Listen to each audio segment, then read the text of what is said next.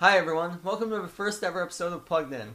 I'm your co-host Alex Donstro. We're coming to you from the home of my co-host Trystan Craig. I'd like to begin all of you guys for decided to just give us a listen on our very first episode. It means a lot to all of us. So right now I thought we'd just start off by just telling you guys a little bit about what this show is going to be about. Like I said, this is our first ever episode, and we're going to be discussing our favorite music releases of 2016. The plan is for Plugged In to become a lot more than that. Trystan?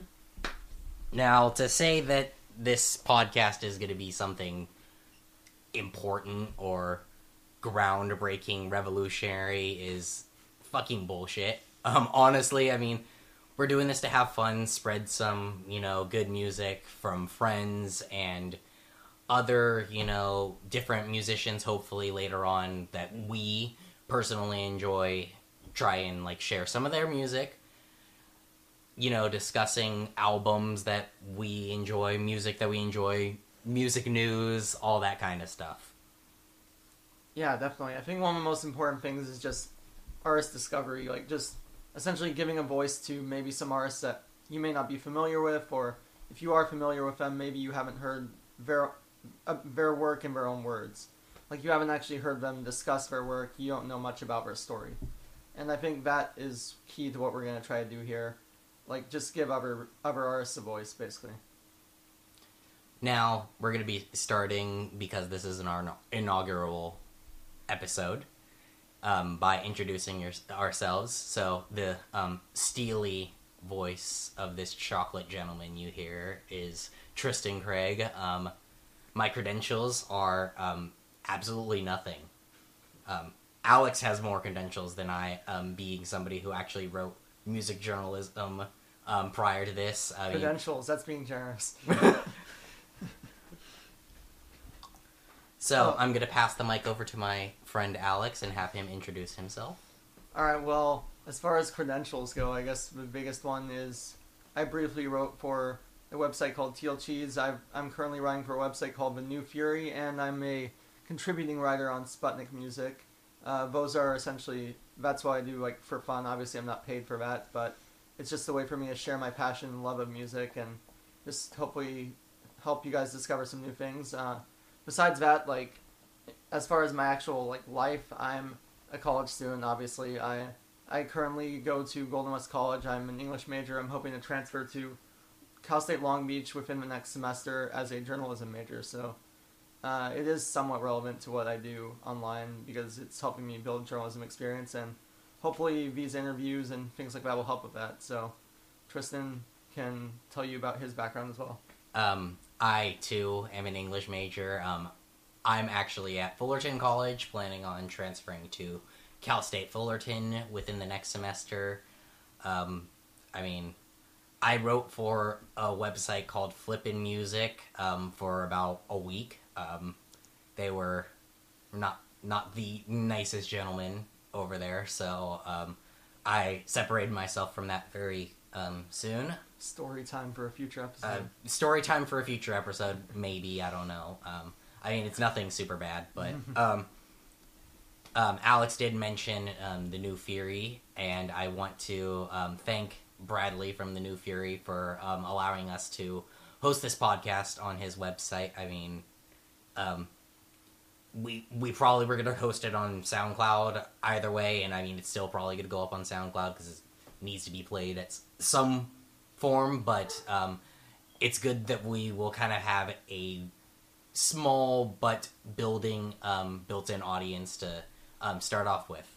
Now, to finally get into the point of this episode, it's going to be our favorite albums of 2016, despite the fact that it's 2017. Took us a while to go. Yeah, it took a while. So I'm gonna have today we're going to have a special guest with us, good friend. I'm gonna let Alex introduce him. All right. Well, this very talented man sitting next to us is the lead guitarist of In the Background. He's a guitarist, composer, singer sometimes. Not really. Not really. Okay. But I do write lyrics. Well, okay. Well, composer, very talented man, and he knows a lot about music, very suited for what we're about to do. Chanta Choung, everybody. What's up, you guys?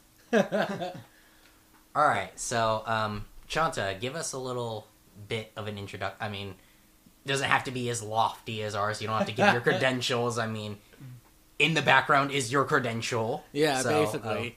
You know, if you're not familiar with In the Background, we do instrumental rock music, and we try to dip our toes into various things we listen to. Right now, the stuff that we're working on is not as acoustic as our very first release, which was called Away with Words. We recorded that up in Salinas and Monterey Bay at Spirit Vision Studios with the fellows from Strawberry Girls, which was definitely a great experience. Make sure you check out episode 2 with Chanta about In the Background. Alright, now to finally get on to the main bulk of this episode, we're going to be talking about a consensus list of 10 albums of the year. For the year 2016, obviously, because 2017 hasn't really seen any good releases yet. Alex, if you want to introduce number 10 for us. Right. Before I say that, basically, just to briefly explain how we came up with this isn't really a list of, like, necessarily our individual favorites. It is, but more importantly, we wanted to provide a format for discussion. So it's albums we've all listened to. It's albums we all hold near and dear to our hearts, hopefully. And we spent a long time arguing and slaving over this list, so we hope you guys enjoy all these albums and enjoy our thoughts. So, with that being said, our very first album on the list is number 10, Deftones' Gore. Now, these guys have been around a very long time, obviously, since I believe they started in the late 80s, I think, but they weren't really relevant then. But, I mean, considering how long they've been around, like, the fact that they're still putting out, like, such amazing work to even, like, be considered for a top 10 list like this, I think speaks volumes to just their creativity and just a lot of things about their resilience as a band. Alright, and we're going to pass the mic over to Chanta. Give us your thoughts on Deftones' Gore. This album was definitely a different album for them. When releasing their singles, I've read a few articles about what was going on with the craftsmanship of this album, and Steven and Chino definitely clashed heads, but they still somehow managed to release a really beautiful and differentially atmospheric album. So I definitely enjoyed it still. I gotta say, like, I wasn't really a Deftones fan in the past. I mean, like, my first exposure to them was, unfortunately, Back to School. And did not have high hopes for it. And so, basically, when Gore was announced, I was like, more Deftones, I could care less. But, I actually revisited the album for the first time since it came out today. Maybe about 2-3 hours ago, honestly. And, I mean, I like it, but, I mean, maybe it's me not being a fan of the music in particular, but, I mean, I understand why it's on this list, because it's a consensus list, but, it would not have been considered for mine. I mean, like, some specific things that I wanted to say. Prayers, Triangles, I didn't really think it was a good opener. I thought Acid Hologram kind of built up as an intro better than Prayers, Triangles. So that was a bit... And the lyrics kind of rubbed me a little... I mean, instrumentally, like, they're on point. Like, that's one thing I can give Deftones is always on point. But even in Back to School, I mean, like, you know, they were on point, but lyrically, vocally, it's where they kind of start to lose me. I mean, overall, after re-listening to it, I'd give it like a 7 out of 10. I mean, not horrible, not even middling. A little better than middling, but, you know, nothing spectacular. For sure. Alright, well, I mean, we all have different opinions, you know. Deftones is definitely a band that's, like, inspires a lot of passion in people, like, not necessarily one way or the other, because I don't see a lot of, like, outright hatred for them per se, but it's like a band that I'd say has almost like a sort of cult following. Like, you're either very into it or you don't necessarily get the appeal, so I can understand that. Yeah, I mean, I remember back when you were actually writing for Teal Cheese, you did that breakdown, I think it was right after Gore came out. Right, yeah, it was. Where you, like, you know, laid out, you know, like, here is my definitive order for the Deftones album, and this is why it's this way, you know, and I thought it was really well written, so, you know, like, that was basically the main driving force for me to even listen to Gore, because otherwise I probably would have just been like, you know. Well, I'm glad, like, that inspired you. At least give it a chance, because I think it's a great album, and I'm very happy with it. Yeah, proper introduction is always necessary. Yeah, definitely. And I think, for me as a Deftones fan, one thing that I find interesting is I think 2 of my favorite Deftones albums are ones in which the creative tension was the highest. Saturday Night Wrist and now this one. Because, like, it seems like, for me, this is when they really push out, like, the atmospheric, more, like, textural, more like, I guess you could say,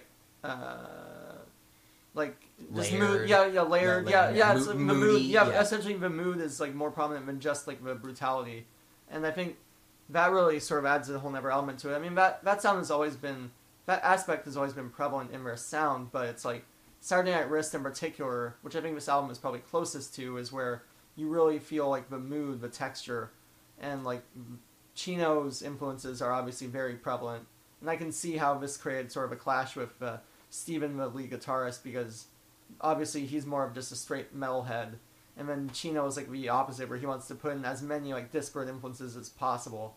And so that clash, I think, is key to what makes Deftones so great, even though it probably makes it not the funnest time in the studio, I can imagine. But yeah, I mean, going off of the whole atmospheric thing, that's one thing that I actually really did like about Gore, because despite not really being a Deftones fan, and one of the things that me not liking being Chino's voice, I'm actually a huge Crosses fan.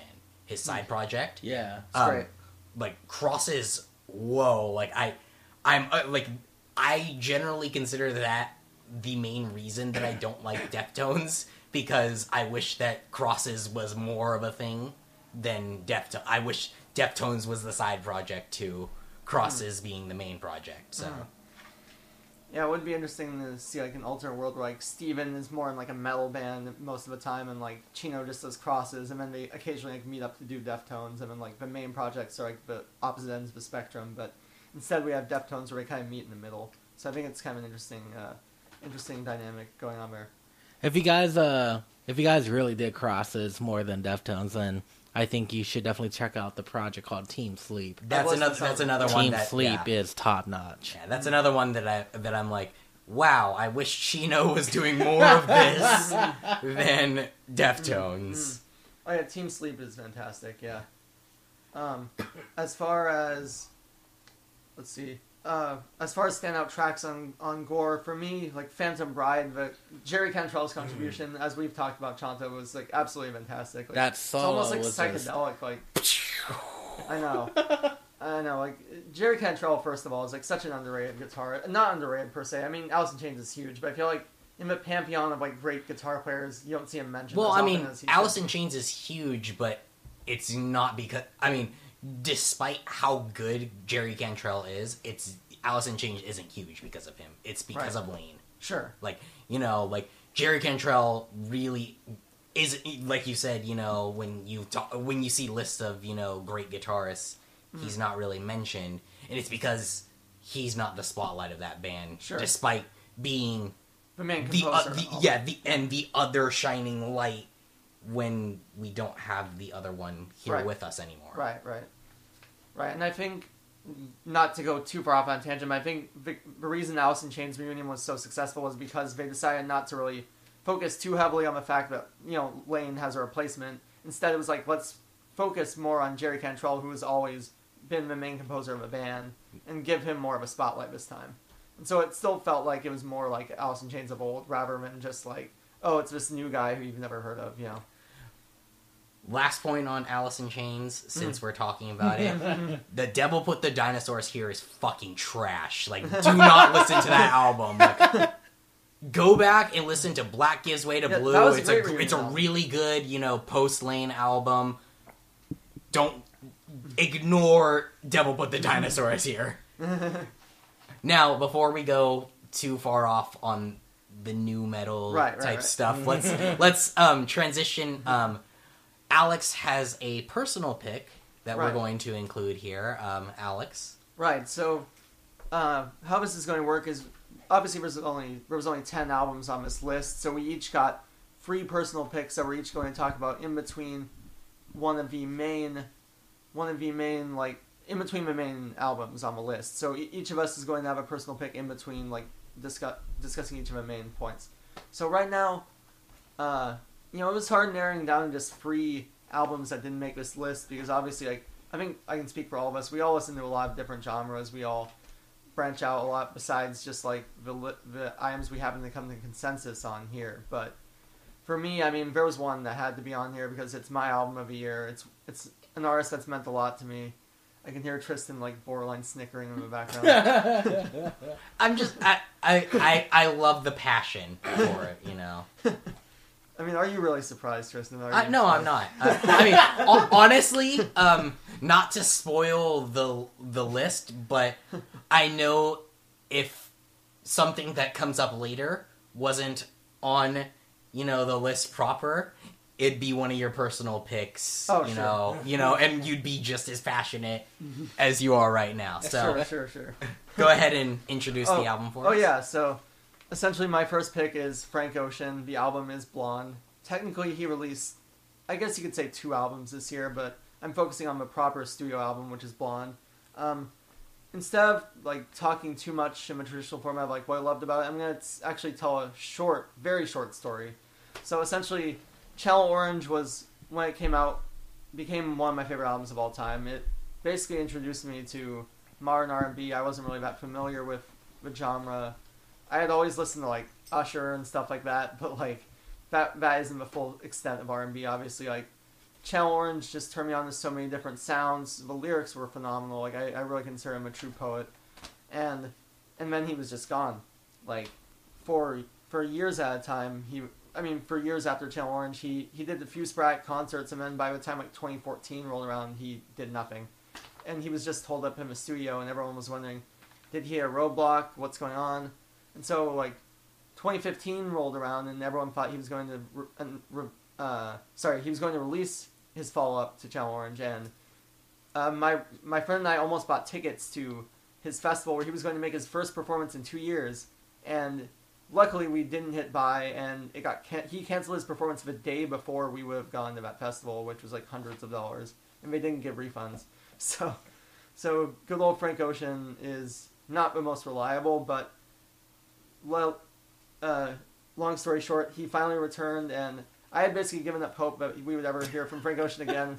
And I was like, okay, it's not going to come out. Whatever, I'm done with it. I was on vacation in New York, and there was a group text, basically, of, like, a bunch of us who were all diehard Frank Ocean fans. And then, like, I was like, you guys, you still think it's coming out? I'm going to bed. It's not coming out. Good night. And it was like 10 p.m. I woke up, 999 plus new texts. I was like, okay, this is interesting. And sure enough, the album came out. And long story short, I think it's one of the few albums I've heard that had such high expectations, that lived up to it, and actually kind of subverted the expectations in a way. Because it's not what you would necessarily expect if you would listen to Channel Orange and like, oh, okay, this is the natural progression from that. Basically, instead of, like, going even bigger, even bolder, like, more production, more layers, more of everything, he did the opposite. And he stripped everything down. He stripped every song down to, like, its bare bones components. Some of these songs only have, like, one guitar, one piano. And it really just focuses on the songwriting, which is what has always been, obviously, his biggest strength. Like, his lyrics, his voice, and the stories he tells through his music. And basically, I think the lyricism is top-notch as always. Like, it's always a lot to decipher. There's never a lot of easy answers in a Frank Ocean song, but yet you can always find something that's meaningful to you. And even though there's minimalism, there's still a lot to dig into from the storytelling, and it's more of, like, an emotional journey rather than just, wow, this production is so amazing or what have you. And a lot of her production was actually handled by Frank himself, and it shines through regardless of a minimalism, because you really hear the beauty in the compositions, and it's just a really beautiful album. Andre 3000, even though he's only on one track, like, he makes that track his own. It's solo reprise, and it's just like a minute-long verse of Andre at his absolute best, and I hope he releases an album someday again, because he hasn't really done anything for a long, long time. And that guy is just so underutilized in his current role of, like, he does like a once-a-year guest vocalist role and then disappears, basically. It's whatever he does nowadays. But I mean, there's so many tracks I could go on about, but luckily, this is only a personal pick, so I'm not going to. Like, Nikes is just a brilliant opening track. Nights is just a brilliant two-part epic. Like, it goes from, like, this, like, sort of downcast beat to this beat switch that I think is absolutely brilliant. And there's just so many great moments on this thing, and the collaborators are amazing, voice obviously amazing, and I cannot wait to hopefully see him live at a show soon if he announces a tour or something. No one really knows with Frank Ocean. Chanta, do you have anything to say about Frank Ocean's Blonde? I think his return is fairly phenomenal. Like, his existence in, like, the R&B industry has, I think, made a fair impact and has inspired a lot of artists going that route. So, listening to a couple of songs after that made me realize that he is pretty important in that little niche of R&B. So, thanks for your return, Frank Ocean. Yeah, I mean, you can definitely tell, like, the time and the effort that went into that and the passion that went into it, and that same passion that, you know, Alex is exerting here to, you know, to talk about the album. That being said, we're going to go into our number 9 pick, which is an album that many people are passionate about their dislike of. Very much so. Very much so. Our number 9 pick is Let Lives, If I'm the Devil. This one is very divisive, to say the least. There's another album on this list that's very divisive that will probably get us crucified for talking it up a little too much. But I'm going to start this one because I'm introducing it, and fuck you guys. You guys don't get the option, obviously. So, I wasn't really a fan of Let Live before this, but I had listened to The Black is Beautiful, and I thought it was a good album, but I wouldn't have considered myself a Let Live fan. So coming into this, not as a fan, but having listened to their previous work, this made me a Let Live fan. And I know that a lot of people like to say that this is a horrible Let Live album. Fuck them. This is a good. This is a great musical album. Like, you know, it doesn't matter what band it's coming from. Standout tracks to me: Foreign Cab Rides, Copper Colored Quiet, and if I'm the title track, If I'm the Devil. Yeah. My only major gripe with it, honestly, the harsh vocals on Another Offensive Song just seem really out of place. Like not cohesive with the rest of the album at all. But, I mean, despite that one blemish on what I would say is a really good album,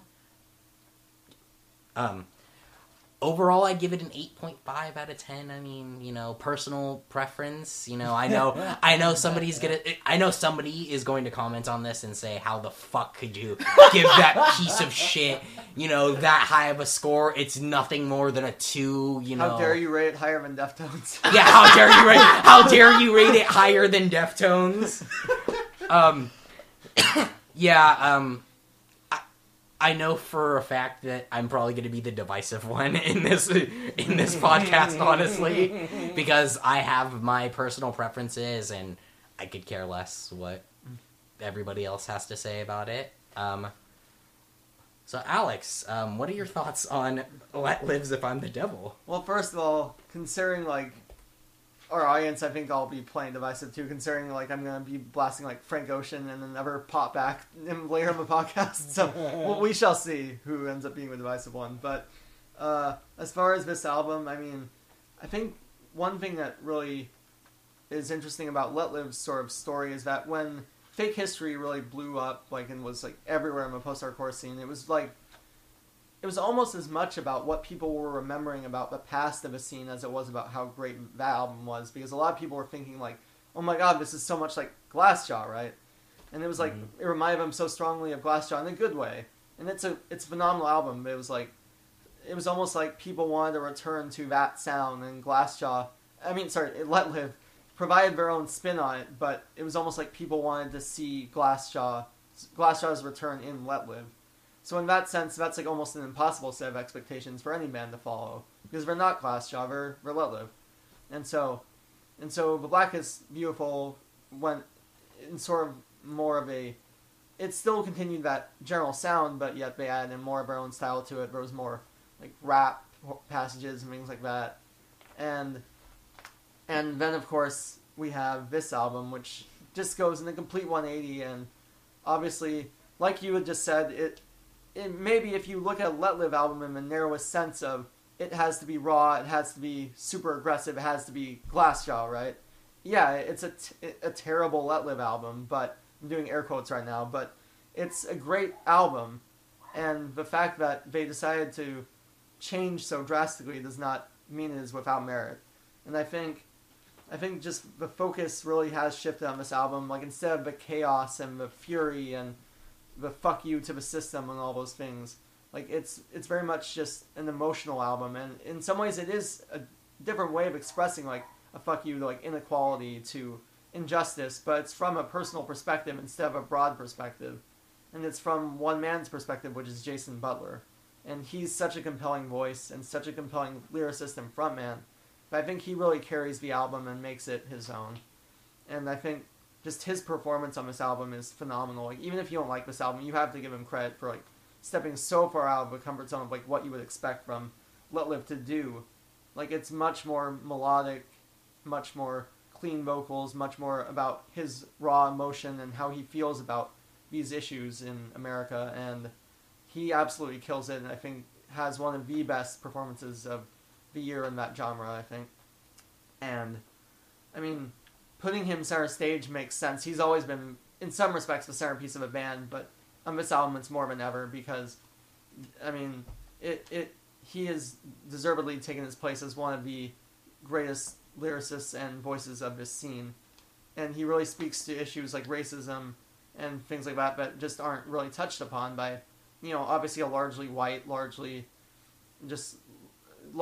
homogenous scene of white dudes, basically, like myself, who aren't really going to understand those issues.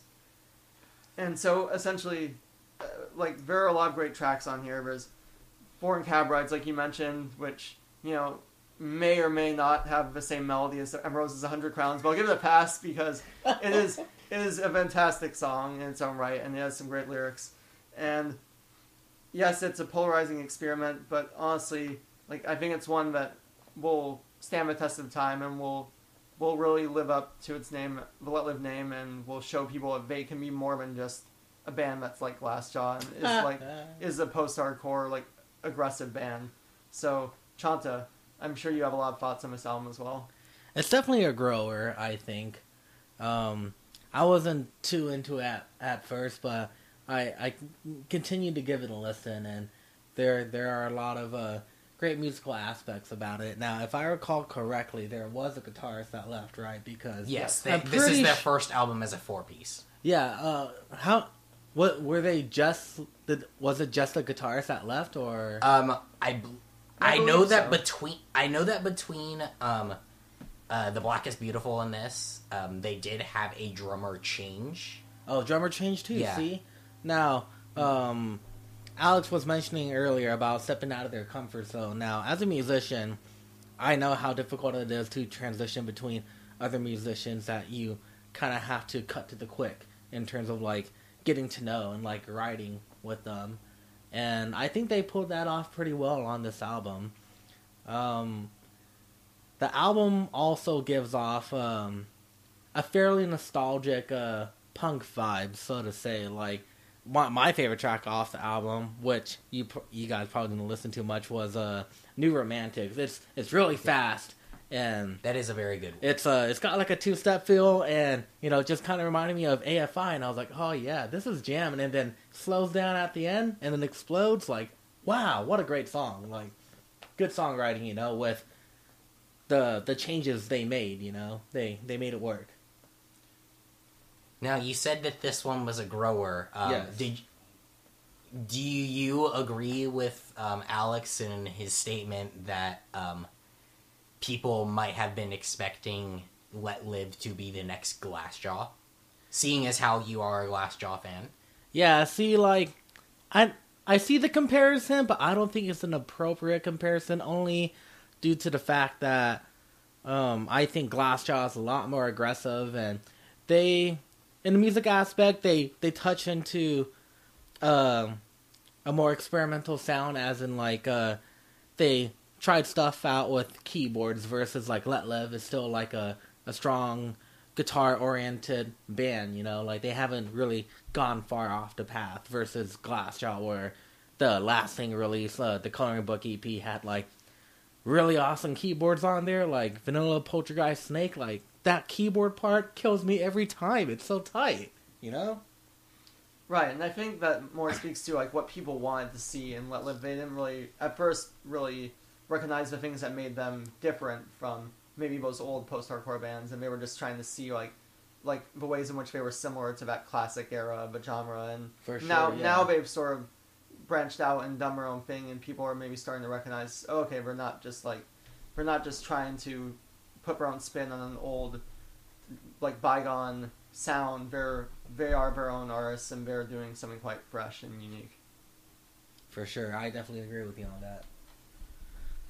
Well, if that's the end of what anybody has to say, I'm good.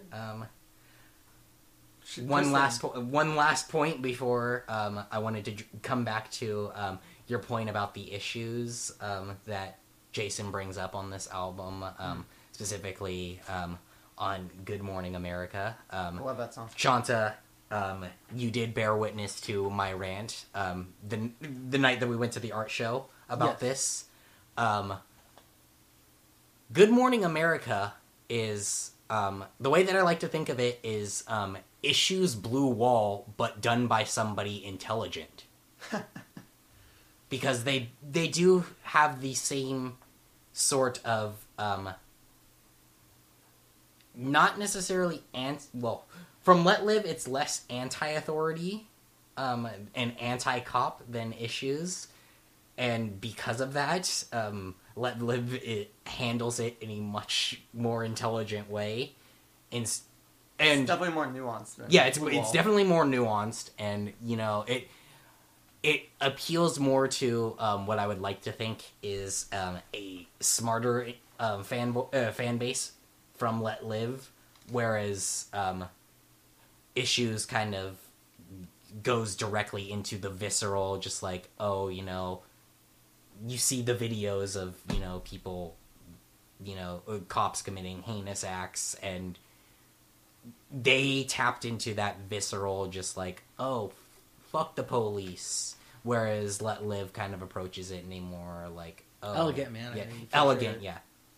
Yeah, I think even just the opening lyric of a song, which is like, I haven't pulled up, we ain't so different now, or we said the cop to the killer inside of me. In a way, he's trying to say that, like, look, any of us are capable of doing horrible things. It's just the choices that we each make as individuals. And so, Exactly. So in a way, it is saying that the system needs to be changed, but in my view, it is still saying that even the most horrible, like, cop or horrible criminal is still a human being, and they are capable of becoming a better person. Exactly. And, I mean, that's one thing that, like,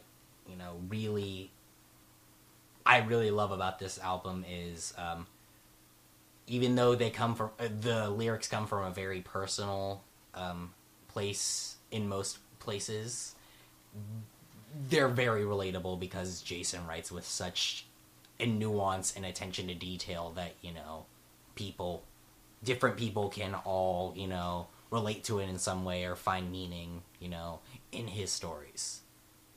That being said, let's leave this dark subject and transition onto my personal pick. This is a band that I'm actually pretty good friends with. I mean, they did play at my house, so the album is Migosh's Apostasy. I honestly don't know how to pronounce it. Apostasy. I will probably edit something in here to pronounce it for me. But I'm not necessarily as passionate about this as Alex was about his pick.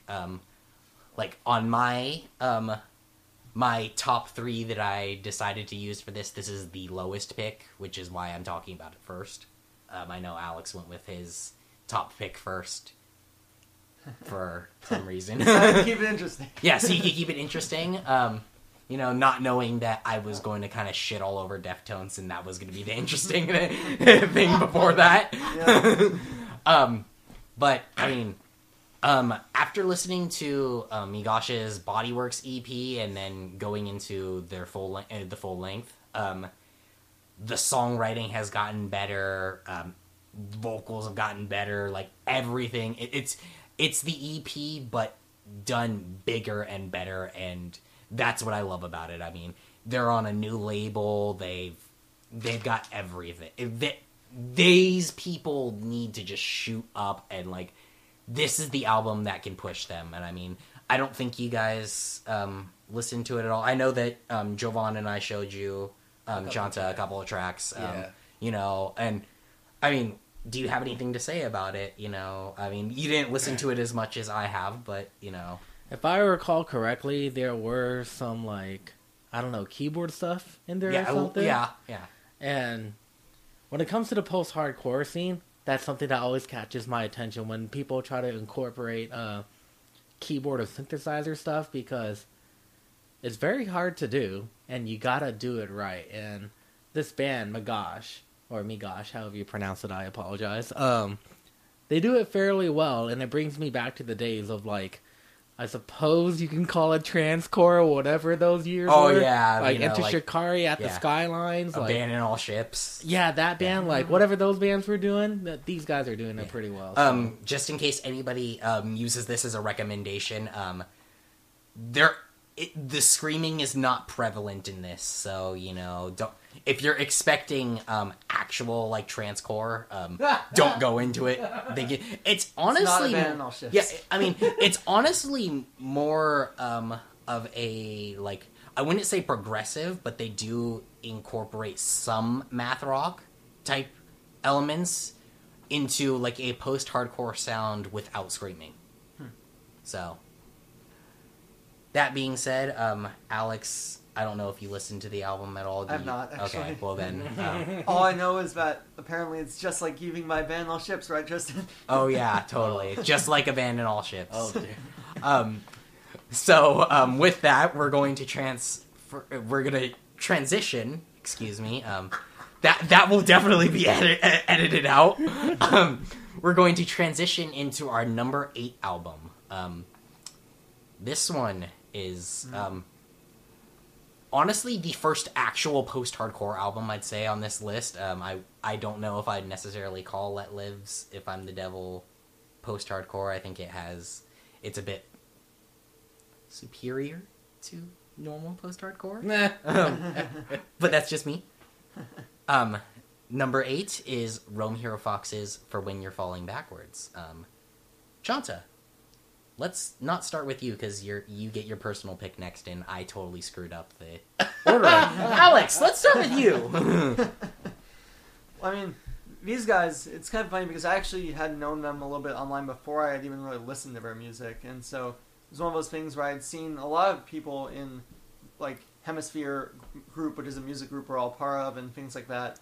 I'd seen them all raving about these guys, and I'd interacted with them, and then I finally went to listen to this album, and it really surprised me, just, like, guys basically, like, my age were putting out something so consistent, so visceral, so passionate, and it already seemed like a band that could have been around for a long time, in my opinion.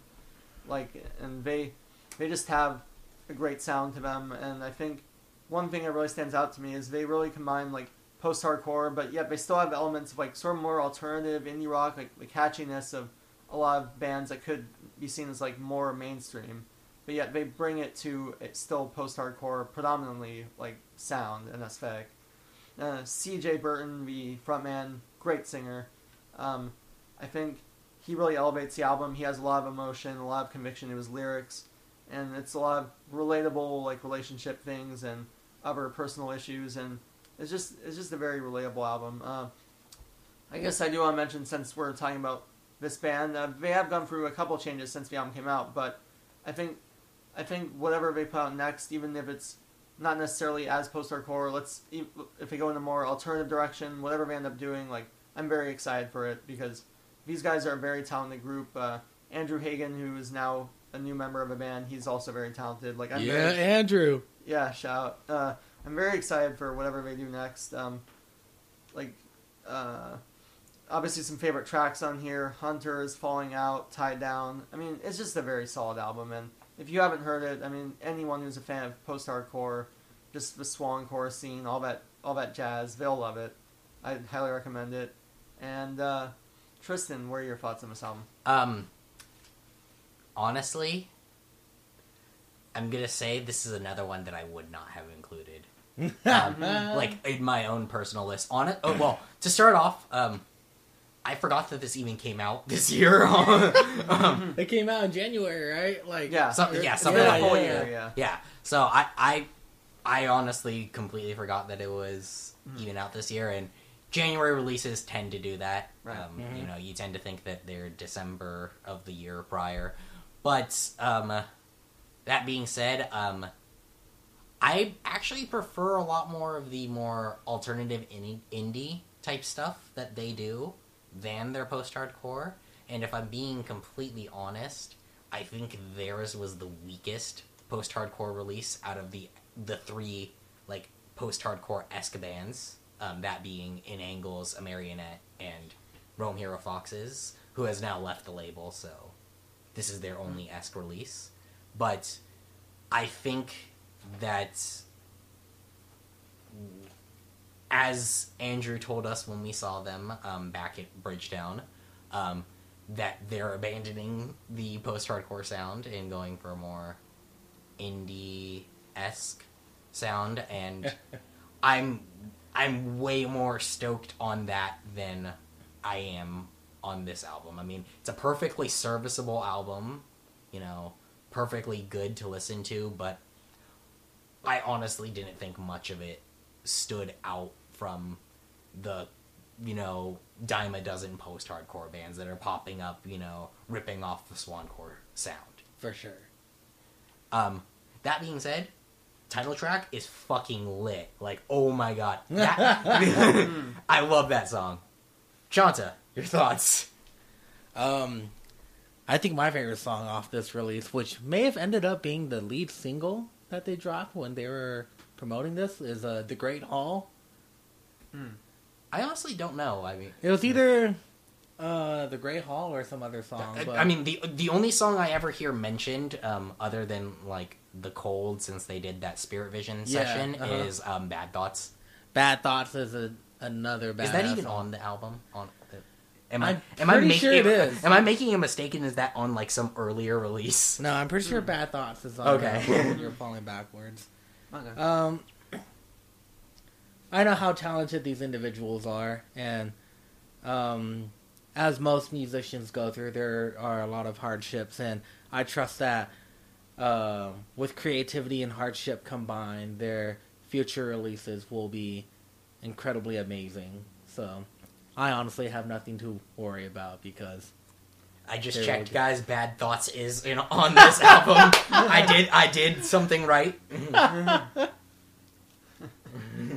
I mean, it was interesting when we saw them because I think they did maybe like one song off this album, if they even did that. Like maybe none at all. I know that when we saw them, it was just CJ by himself. Oh yeah, it was an acoustic set, yeah. and they didn't really do. CJ did not really do songs off this album. It was more like a mix of newer stuff and like I think he did some covers. Yeah, like, I think it was an interesting set. I think what he had said was that it was a solo, like it was songs that he had written solo that he was thinking about just releasing under the Rome Hero banner. I see. Yeah.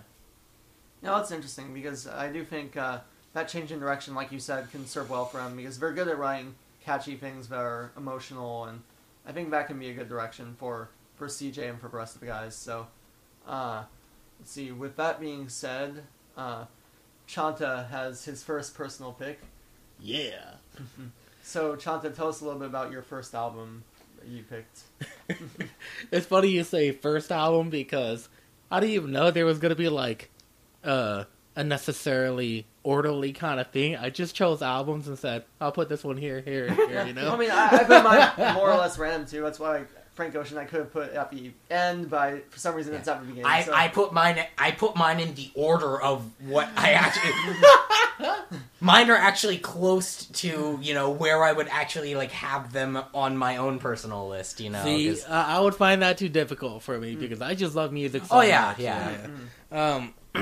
My first personal pick is Tortoise, the Catastrophist, and these guys are a really huge, I suppose, post-rock name.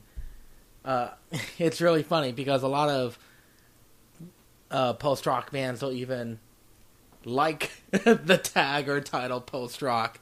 At the beginning of 2016, they returned from like this nearly silent 7 years, and they just started talking about the Catastrophist. And for this specific album, they wanted to bring in some jazz influence. And it's not like radio jazz you would expect, but I definitely hear what they're talking about when they say like jazz influence. Yeah, these guys are, I suppose, one of the granddads of post-rock, along with Godspeed You Black Emperor and Mogwai. So, like, if anyone were to talk about post-rock, you'd probably hear those three names. And then when you get into, quote-unquote, mainstream post-rock, you get to, like, Explosions in the Sky. Mainly! But when you talk about mainstream post-rock, you only hear Explosions in the Sky and Explosions in the Sky ripoffs. Yes, exactly. Yeah, they did a cover on this album, which is really awesome. I unfortunately do not know the original artist that did it, but their cover of Rock On is quite literally rockin', like awesome grooves. And as far as I'm concerned, a lot of their music does not have vocals, as post-rock appropriately does not, but they did do a track later on the album called Yonder Blue, which is really soothing. Something I would listen to if I were taking a bath, which doesn't happen often. Showers rule the world. Quick and easy. Well, I mean, baths are just bathing in your own filth, so... Yeah, it's a weird It's kind of thing. Disgusting once you start to think about it. Yeah, it definitely is a weird thing. They begin the album with the title track, which is like really bouncy and really enjoyable, and then a fat groove's hit, and it continues on like, oh goodness, nice, My favorite track, however, is probably Ox Duke, and it's just nothing but amazing 5/4 grooves. Like, I never thought I'd be able to hear that until I discovered this band, and I was like, yes, this is so awesome. Why haven't I heard these guys before? And then I listened to the track, Shaking Hands with Danger, I think. Something like that.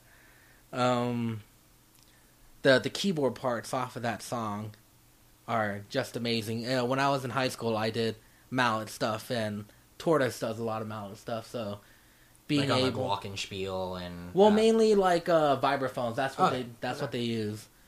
And they just use it well. Like, no questions asked. Like, if you beg to differ or even question it, like, I probably wouldn't even talk to you.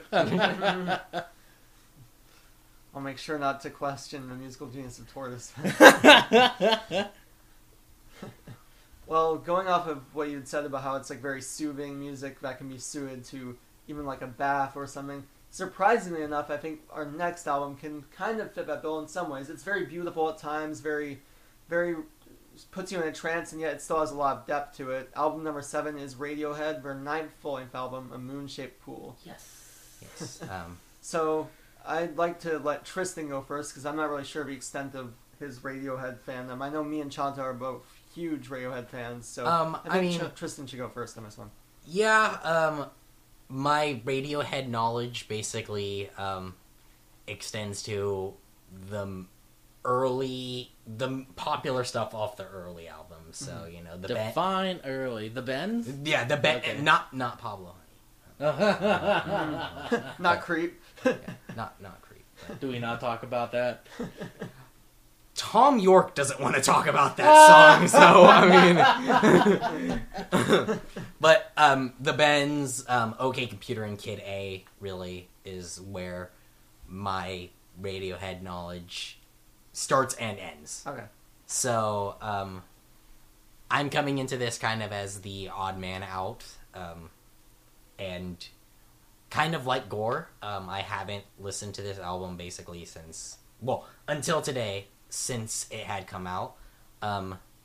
So I really don't have as informed of an opinion as my two co-hosts today. But I will say that Burn the Witch is amazing. Great first single. Like, that actually did hook me in, you know, like, when they first dropped that. And music video is fantastic, yeah, too. Yeah, like, just so good. The other standout track that I noticed in my quick listen was the second track, Daydreaming.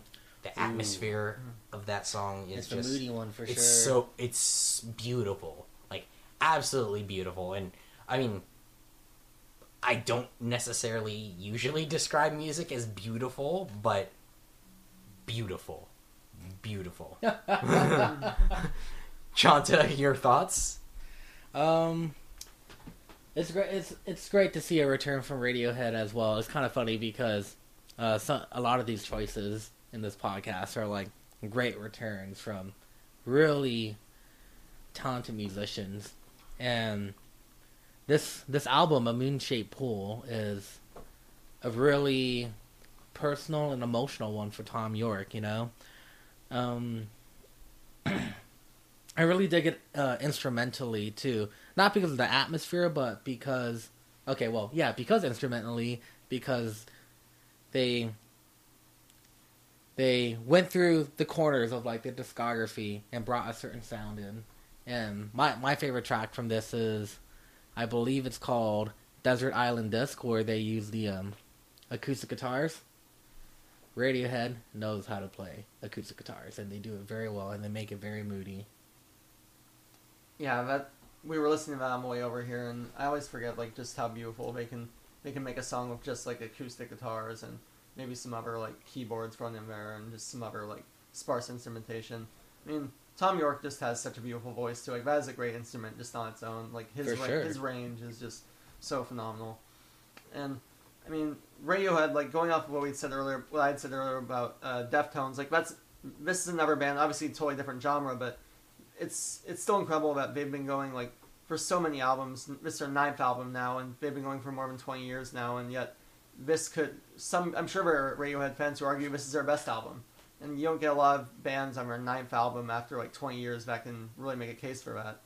And I think it really speaks to the fact that these guys don't want to sit still creatively, and they keep wanting to push themselves and do something fresh. And I would say, with that being said, this is probably the album that maybe in their discography the most is more of like a greatest hits of Radiohead sonically, and like they don't necessarily do as much new territory, like especially compared to the previous album from 5 years ago, King of Limbs, where they really just sort of went out there and did a whole groove-based electronic sort of like album I can't even really describe very well. It was a very unusual album that was polarizing for a lot of Radiohead fans because it was less focused on, I guess you could say, I mean, there were some very emotional parts, but it was less emotionally charged. It was more about the groove, more about the atmosphere it created. So in some senses, this is a return to like the classic Radiohead sound, which, I mean, how would you even describe that? But it does pull elements from Kid A lot, I would say. It pulls elements from even going as far back as like the band's OK Computer. You can hear some influences of that, but it is more mellow than those records. But it's just a gorgeous album, and I mean, it's like Chanta had mentioned, it's definitely one of Thom Yorke's, like, possibly his most emotionally charged performance and lyrics, I think, ever. As a lot of people are probably aware, he had gotten divorced from his longtime wife, Rachel Owen, and she actually just passed away around Christmas time. And, like, I mean, a lot of these lyrics are very evidently inspired by that. One thing that stands out in particular is they have a song called True Love Waits, and it's a song that, for a lot of fans, was like the great unrecorded Radiohead like B-side, because it wasn't even a B-side because it had never been recorded, I guess. So it's just like an unreleased rarity, and they had played it like basically since I think the Ben's days. That was the first time they played it in a concert, and every once in a while they would throw in this song, and they tried recording it during the Kid A Amnesiac like marathon sessions for those records, and they decided it wasn't good enough, and they just weren't ready to put it on wax, basically. They thought it could be better. And finally on this album, whether or not it was inspired by Thom Yorke's personal life is open to interpretation, but I mean, I certainly think that had a part of it, but they recorded it. It's the closing track on the album, and the way he changes the song from early performances is absolutely gorgeous, and to me it is a clear highlight of this album, and it's the perfect closer. One thing I want to say about Radiohead is that one of the things I really respect about them is their want and slight urgency to still stick with the times in terms of like musical technology. Like, I would say the earlier stuff still had keyboards, but it was more guitar oriented, and like some of the stuff like what album was Lotus on? Lotus. Oh, that was a King of Limbs. That was the most recent one. Okay, yeah. So yeah. Like King of Limbs is when they started like getting a little bit weird with electronic sounds, and then this album I think they kind of used that to their advantage and made everything so atmospheric. You know. Yeah. Well, I mean, even at the time, Kid A was such a like bold album for when it came out. Like, I mean, for sure, after OK Computer, like, I mean, like they were like sort of the biggest like alt rock band at the time, like with the Ben's, OK Computer, like those are masterpieces of just like guitar based alt rock, and then Kid A just went in a completely different direction and was like very polarizing at the time, but now it's like on the lists of like the greatest albums of all time even, and like they deserve all the accolades they get from that, because that is such a bold move for a band that was at their level to do something so different, so focused on more electronic textures and sounds, and that was really the turning point, I think, where they went from being a band that was rooted primarily in one genre and one sound to being a great band that has been able to withstand many changes in sounds that come and go in popularity, and they've been able to really be timeless. And very few bands of their era, I think, can claim that. Timeless is a pretty great adjective to describe them, so I agree with that for sure. Just before we transition on to the next album, I forgot that I didn't do my number rating, and I need to piss more people off. Radiohead gets an 8 out of 10, so it's also lower than Let Live, just like Deftones. Alright, and that's just keeping track. Yeah, just in case anybody is keeping score on how many times I need to be shot. By like episode 5, someone's gonna have like a comprehensive list of Tristan's ratings, and it's gonna be like, yeah, you rated Dance Gavin Dance lower than Let Live. You rated Downtown Battle Mountain lower than literally everything else because I can't stand Downtown Battle Mountain. Wow, you may as well be related to Anthony Fantano. Instant gratification is a 2 out of 10. Thank you very much. I'm kidding. I love instant gratification. It's actually a 3. It's very. Anthony Fantano is the candy coated vocals just don't do it for me.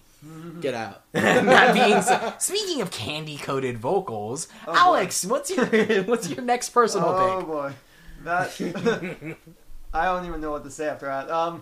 Well, candy code is one way I guess you could describe this next album. I wouldn't say it's candy code, honestly. The vocalist has a pretty voice when he wants it to be, definitely.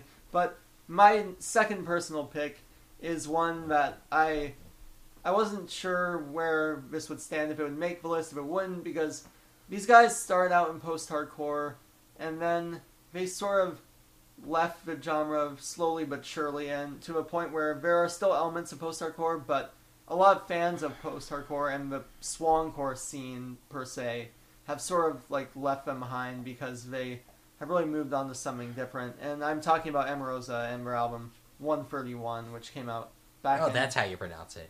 I've always just been saying 131. No, I heard Bradley say it was 131. Okay. So, yeah, it's... First of all, I don't even know where the title came from, and I asked Bradley, and he didn't really give much of an answer. So, I'm gonna just say it's a title that may mean a lot of things to the creators of the album, but it's a number, whatever. As far as the actual record, I mean, like, Emarosa, it's a band that's meant a lot to me. They were the band that got me into post-hardcore for the most part.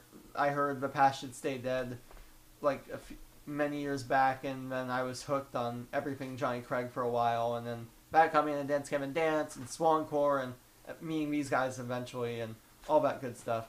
And so Emarosa definitely means a lot to me, but I got into them at a time where they weren't active, and for a lot of fans, it was hard seeing them be gone for so long, and Bradley Walden really came in from Squid the Whale, which was a great band in their own right, and he basically resurrected this band, and on Versus, they kind of continued in the direction they were going on in their self-titled album with Johnny Craig, and they took it in some interesting directions. I mean, I'll Just Wait would definitely not be a song that would be on any other Emarosa record up until that point, or anything you would expect from them.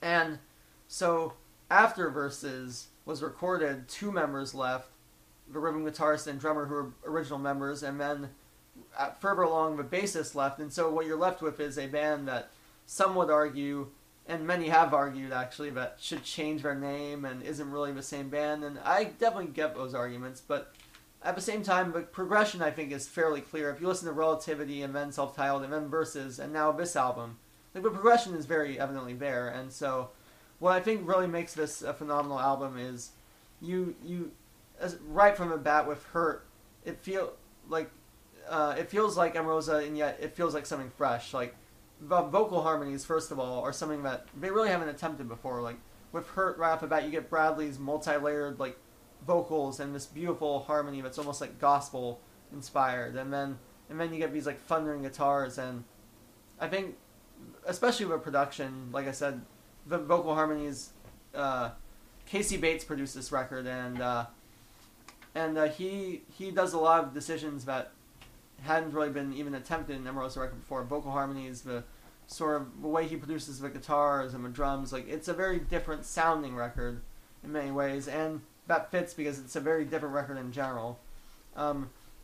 Essentially, they really expanded upon Versus, which was sort of 1 foot in the old sound and 1 foot in a new attempt at what Emarosa is. And in this record, they sort of lean closer to going full on in the new direction of Emarosa, which is more alternative, more rooted in hard rock, and a more palpable sound to a mainstream audience for sure.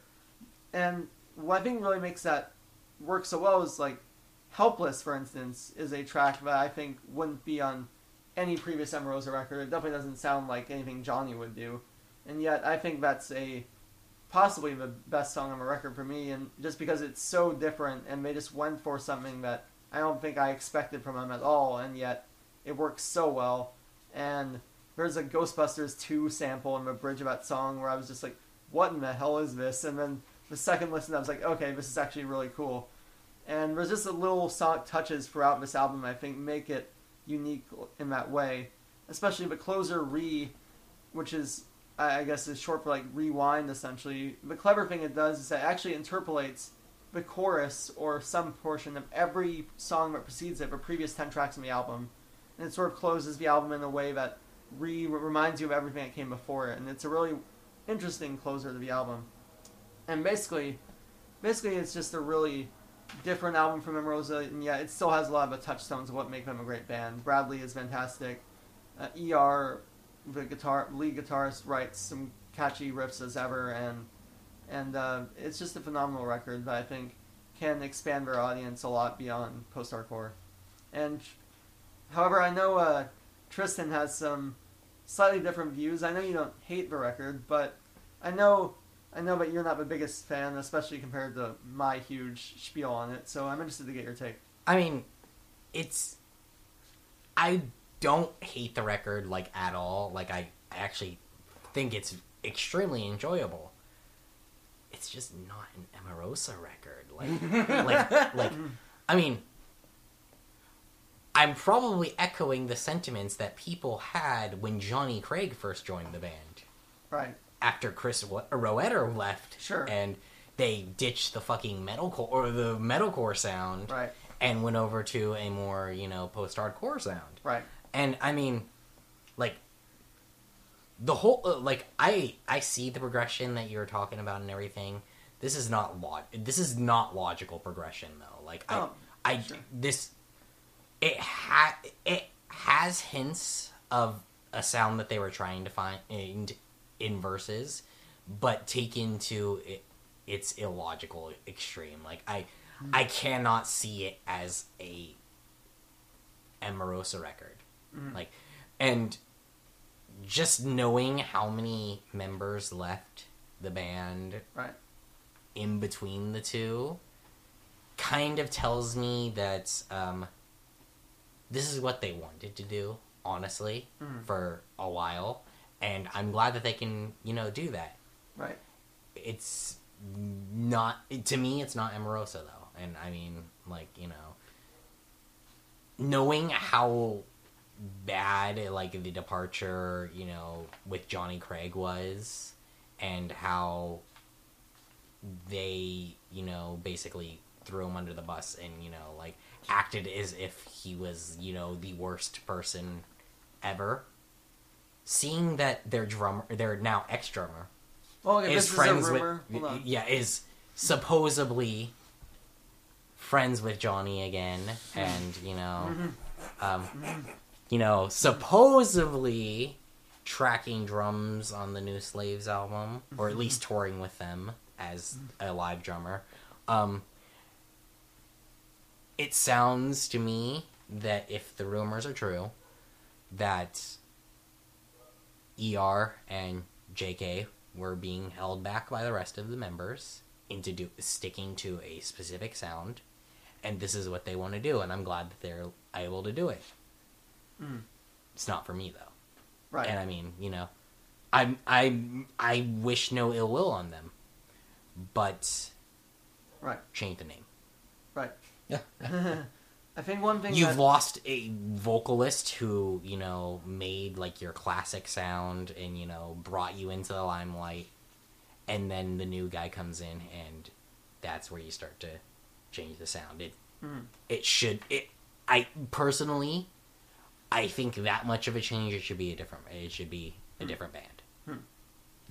Even if it's, new band title, featuring former members of Emerosa, kind of like how Dayshell used to market themselves. Right. Or Strawberry Girls. Or Strawberry Girls still markets them, and now Eternity Forever is marketing themselves. I think an interesting Covet comparison... as well. Sorry. Yeah. I think an interesting comparison would be actually Paul Yenzo, which was, I believe it was called Oceana. Yeah.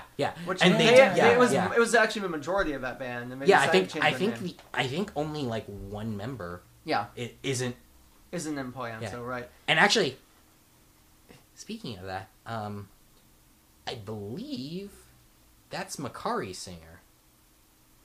I'm actually not sure. I think that Spencer Pearson sang for Oceana, and then when... Right. Well, they had a couple different vocalists. It was either Oceania or Lead Hands / Decoder that he was from? Right. Lead hands. Okay, never Yeah, mind. okay. I'm talking out my ass. Never mind. But I might edit that out.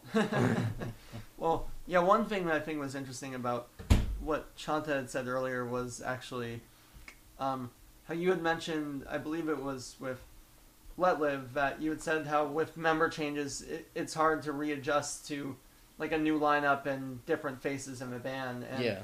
I actually think this band, Emerosa, did it quite admirably in that they lost 3 of the original members in between recording Versus and now. And essentially, they brought in a new rhythm guitarist, and they were technically a 4-piece while recording this, where it was vocals, the 2 guitarists, and the keyboard player, and the bassist and drummer were both actually like essentially studio fill-ins. Mhm. But yet they were both incredibly talented, and especially the drummer they got. I am struggling to remember his name, but he's 19 years old, and he is the touring drummer for Beartooth. And, Out of all bands. yeah, exactly. No, but no, thing is, he's like a session and touring drummer for Yeah, a I lot of think different bands. I actually think I know that maybe it was after recording this. Beartooth, I do believe lost a drummer who was like who like basically left to become session full time. Right. So if it's Right. the same kid. Right, I think, his name is Connor Dennis, he's 19 years old, and he honestly killed it on this record. He might be the drummer for He was originally Beartooth now. No, he was originally Being as an Ocean. Yeah, that's where I was remembering him Yeah, from. and He was Being as an Ocean's last drummer before they signed to Equal Vision. And first of all, he's 19 now. Like, he was, I don't know how old he was when he was in Being as an Ocean. He's a very talented guy. And What was his name again? I'm sorry. Connor Dennis. He's Okay. Yeah, so he tracked drums on this. He did a great job. Their fill-in bassist did great, but I mean, just the fact that they found so much chemistry with these new members and their new rhythm guitarist, Marcellus Wallace, like, I think they can, all things considered, all the Does Marcellus Wallace look like a bitch? he actually doesn't. Damn. You would think so with that name, but regardless, like, this band, I think has had a lot of resilience through a lot of things they've been through with Johnny and just a lot of other struggles with various members that have come and gone, and yet they're still around, and the new sound may not be for everyone. For me, I am definitely partial to the arguments that they should have changed their name, all that, but yet I think it's a very good album. It's something I personally enjoy a lot. It's to my taste a lot, and so I'm perfectly fine with it. I saw them live this summer, and they were fantastic. Yeah, that's basically as far as we should probably go with a personal pick. Chanta, do you have any last words for Emerosa? Something quick, please, because I think we've gone on this longer than actual picks. Right. Bring back This Is Your Way Out. Yeah, we'll see if that ever happens. All right, so the next album we are discussing, album number 6, is Little Tybee, which I know Chanta is very passionate about. They're a very interesting group that I actually just started listening to yesterday for this podcast. And I'm going to let Chanta start this off, since I know he really loves this band. I believe he probably introduced the rest of us to them, right? Yeah. So, yeah, we'll let Chanta go on about what makes them such a unique group. I was turned to this band by a friend I used to hang out with a lot when I was living out in LA. And he brought them up because he knows I do tapping and fingerstyle on guitar, so I gave him a chance. And my mind was just blown. Now, in terms of labels and like trying to put something onto this band in terms of a genre, I don't know if I entirely agree with what most people say about them, but it does seem fairly appropriate. If you're into folk music but with like a progressive taste, this is definitely the band you want to check out. They're considered like a indie progressive folk rock band, and Josh Martin just rocks that guitar, and his really shimmering guitar parts contrasting to like the really soothing acoustic guitar parts that the vocalist plays just meshes very well together. And the fact that they have a violinist just ties everything in together. And the keyboardist has really good taste in keyboard sounds, other than like your go-to acoustic and natural piano and electric piano sounds. He does use some synthesizer sounds here and there throughout the album, which is very tasteful. And of course, the other two members are talented as well. On the single they dropped, which is called Languid, the drummer just kills it and does the most fluid movements ever. It's astounding. And the bass is just standing there and grooving. Like, that's all you need from music like this. It's just really beautiful. And I hope everyone gives this self-titled album release an opportunity. Yeah, I mean, like I said, I just started listening to these guys yesterday. Honestly, like, I was very impressed. Like, one of the first songs that I started out listening to was More Like Jason, and like, I was sort of expecting, like he had said, like, folk, sort of, like, it was almost giving me a little bit of, like, a Vampire Weekend vibe at the beginning with the vocals and things like that, and then it sort of took a turn, and it really expanded in a really beautiful way. They have, like, a really diverse, like, eclectic taste in just various instrumentation that's used, and like I almost got like a world music vibe of like they bring in a lot of different like outside influences of like countries you wouldn't expect for sure on this album. Like I said, there's a lot to take in with this album. I would honestly need more time with it to really give some solid thoughts, but I think Trystan has probably listened to it more than I have, so I'm going to turn it over to him. I believe Chanta had something to say. Chanta But before Tristan goes, you said you listened to More Like Jason. More Like Jason definitely has one of the highlighting solos throughout the album. Yes, definitely. I actually More Like Jason is probably my favorite song on the album. Really? Okay. Yeah, okay. Because I consider myself even though I love post-hardcore and I love multiple different types of genres, I really consider myself mainly a progressive, like, metal type guy. Mm-hmm. You know, and, like, that will win me over, you know, basically if you say that you're a progressive metal band, that wins me over almost immediately. Mm-hmm. The thing about Little Tybee, and especially the solo, like, basically once the vocals are done in More Like Jason, is despite the beautiful and, like, folky, you know, like, nature of the band, the technicality of Josh Martin is just it pulls at something in my heart. It's otherworldly, right, dude?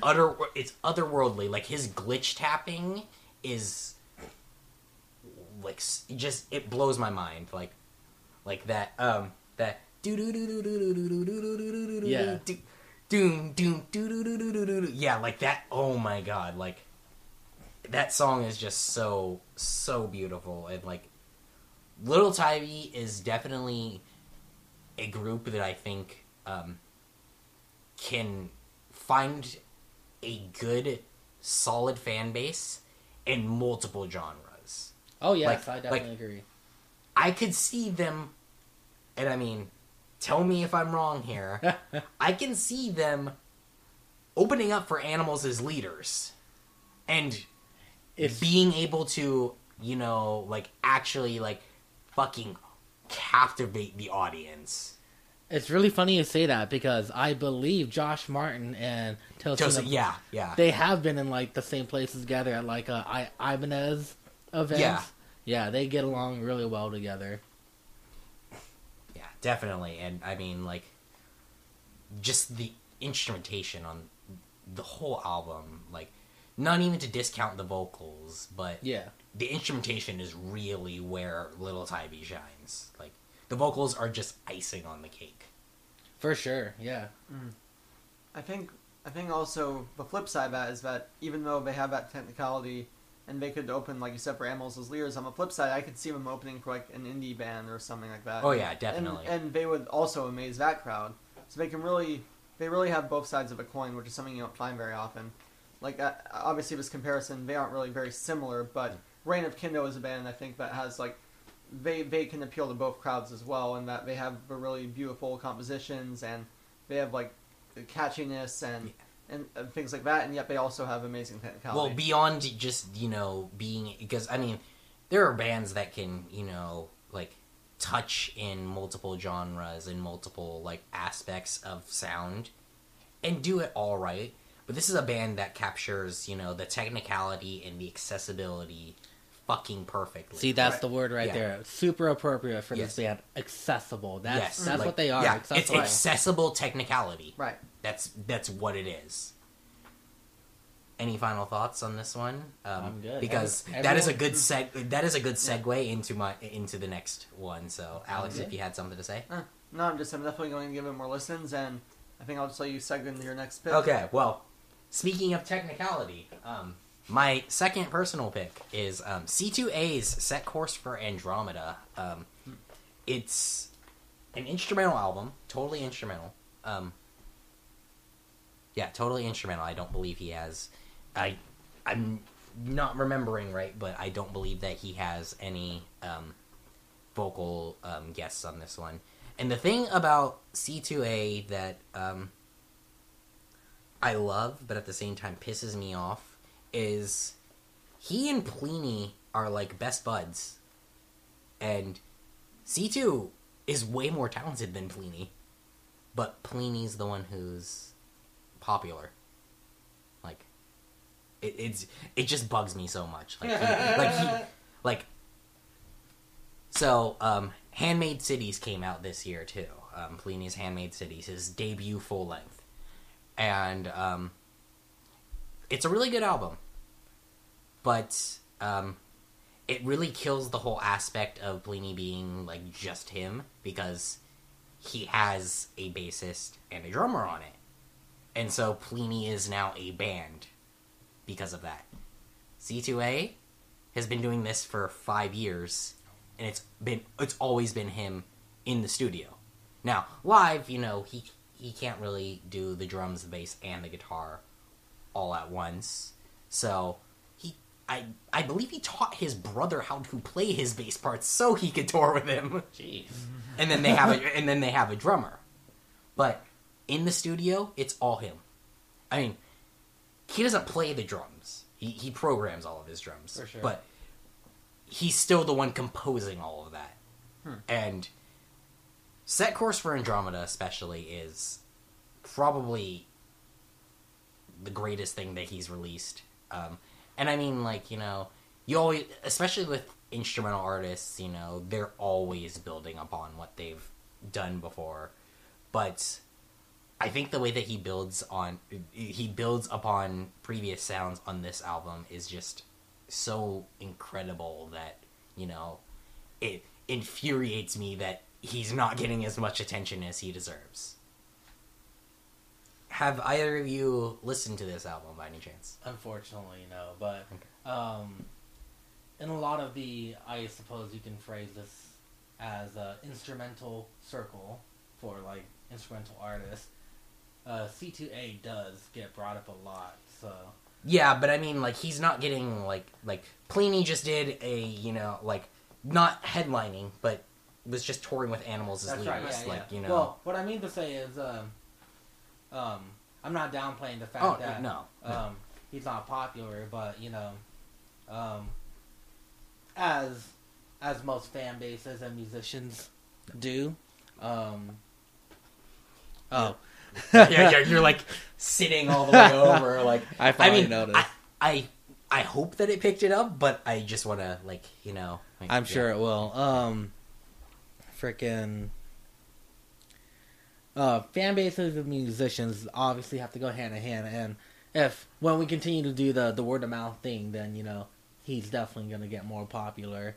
And since you have been saying good things about him, I suppose I definitely got to check it out now, because who is it that always talks about C2A? Yvette Young always talks about C2A, and I'm like, I'm not sure if I want to check him out yet. If for you, knowing that that your band especially is primarily acoustic, start off with the Andromedan Part 1. Okay. It has some beautiful acoustic guitars, and being that he generally plays progressive metal. It's really weird to hear him playing on an acoustic guitar, but it's... See, that's my kind of thing, though. I think that shit is really interesting.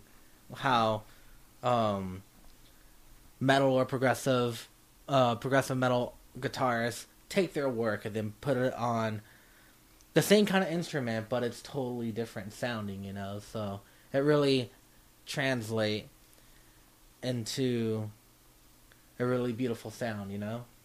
Yeah. All right. Alex? So, I will say, going off of the whole popularity argument, my UCR roommate, who is a music major but doesn't really listen to any of these genres, he only really listens to DGD Outpost, or he had heard of Pliny. So, is that how you say it?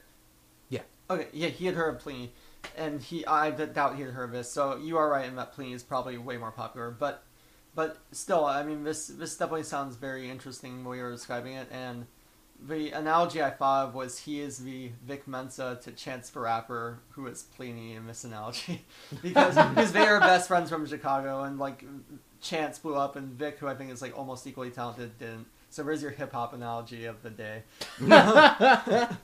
And now, I'm not sure if either of them would want to be compared to Chance the Rapper, but yeah. who knows? Before we transition into the next one, I just want to say, if you guys like fucking anime shit posting, friend him on Facebook, because C2 is like the best fucking anime shit poster. I've seen a lot of those, and it's absolutely absurd. I love it. Like, not to tangent too far, but I actually discovered him through his fucking EP that he put out that's just anime music. That promoted that. Yeah, I was like, what is it? Yeah, he's actually in the process right now of making the sequel to it, so I'm super hyped on that.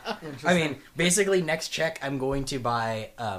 I've been putting it off for a while, but I'm going to buy his Anime Girls T-shirt. Oh Lord. Well, thank you, Trystan, for that. I think the next album is obviously a big one for a lot of people who are probably listening. I mean, this is really a staple band of swancore and all that represents. Hail the Sun with culture scars, of course. I guess I'll introduce this one because, I mean, I don't have as much history with listening to the band as probably you two do, but when I got into them, I really respect what they do. Personally, I think this is a pretty interesting maturation from both Wake and Elephantitis. Like, it's not as chaotic as those albums in most parts, and it's not even necessarily as technical in the same way. But I think they've embraced sort of a more progressive, more moody influences throughout this thing. And, like, in some ways, I almost feel like Donovan had to have taken some influence from his time in CMR, because, especially with Stay Lost, which was, I believe, recorded after, I'm sure, but I believe it was recorded first. Oh, actually, yeah. I think it just took a while to come out. If I remember, well, the not rumor, but the thing that I had in my head was that because, I mean, you guys know that Equal Vision and Blue Swan have like a deal. Mm-hmm. About like like basically like them acting as a gateway, for bands. Basically, around the time that Stay Lost would have been being released, was when Hail the Sun signed to Equal Vision, and so the idea that I had in my head was that Equal Vision asked Will in particular to stand by on the release of Stay Lost, so Hail the Sun could get Culture Scars out, and not have Hail the Sun competing with a band also fronted by Donovan. Sure. And I think, if anything, that adds to what I was saying, because I think Donovan, I do believe, probably took some elements of what he learned from his time in CMR, of more progressive influences and things like that, brought by probably Sergio and Franzino and those guys, and I think it's a better record for it. Like the more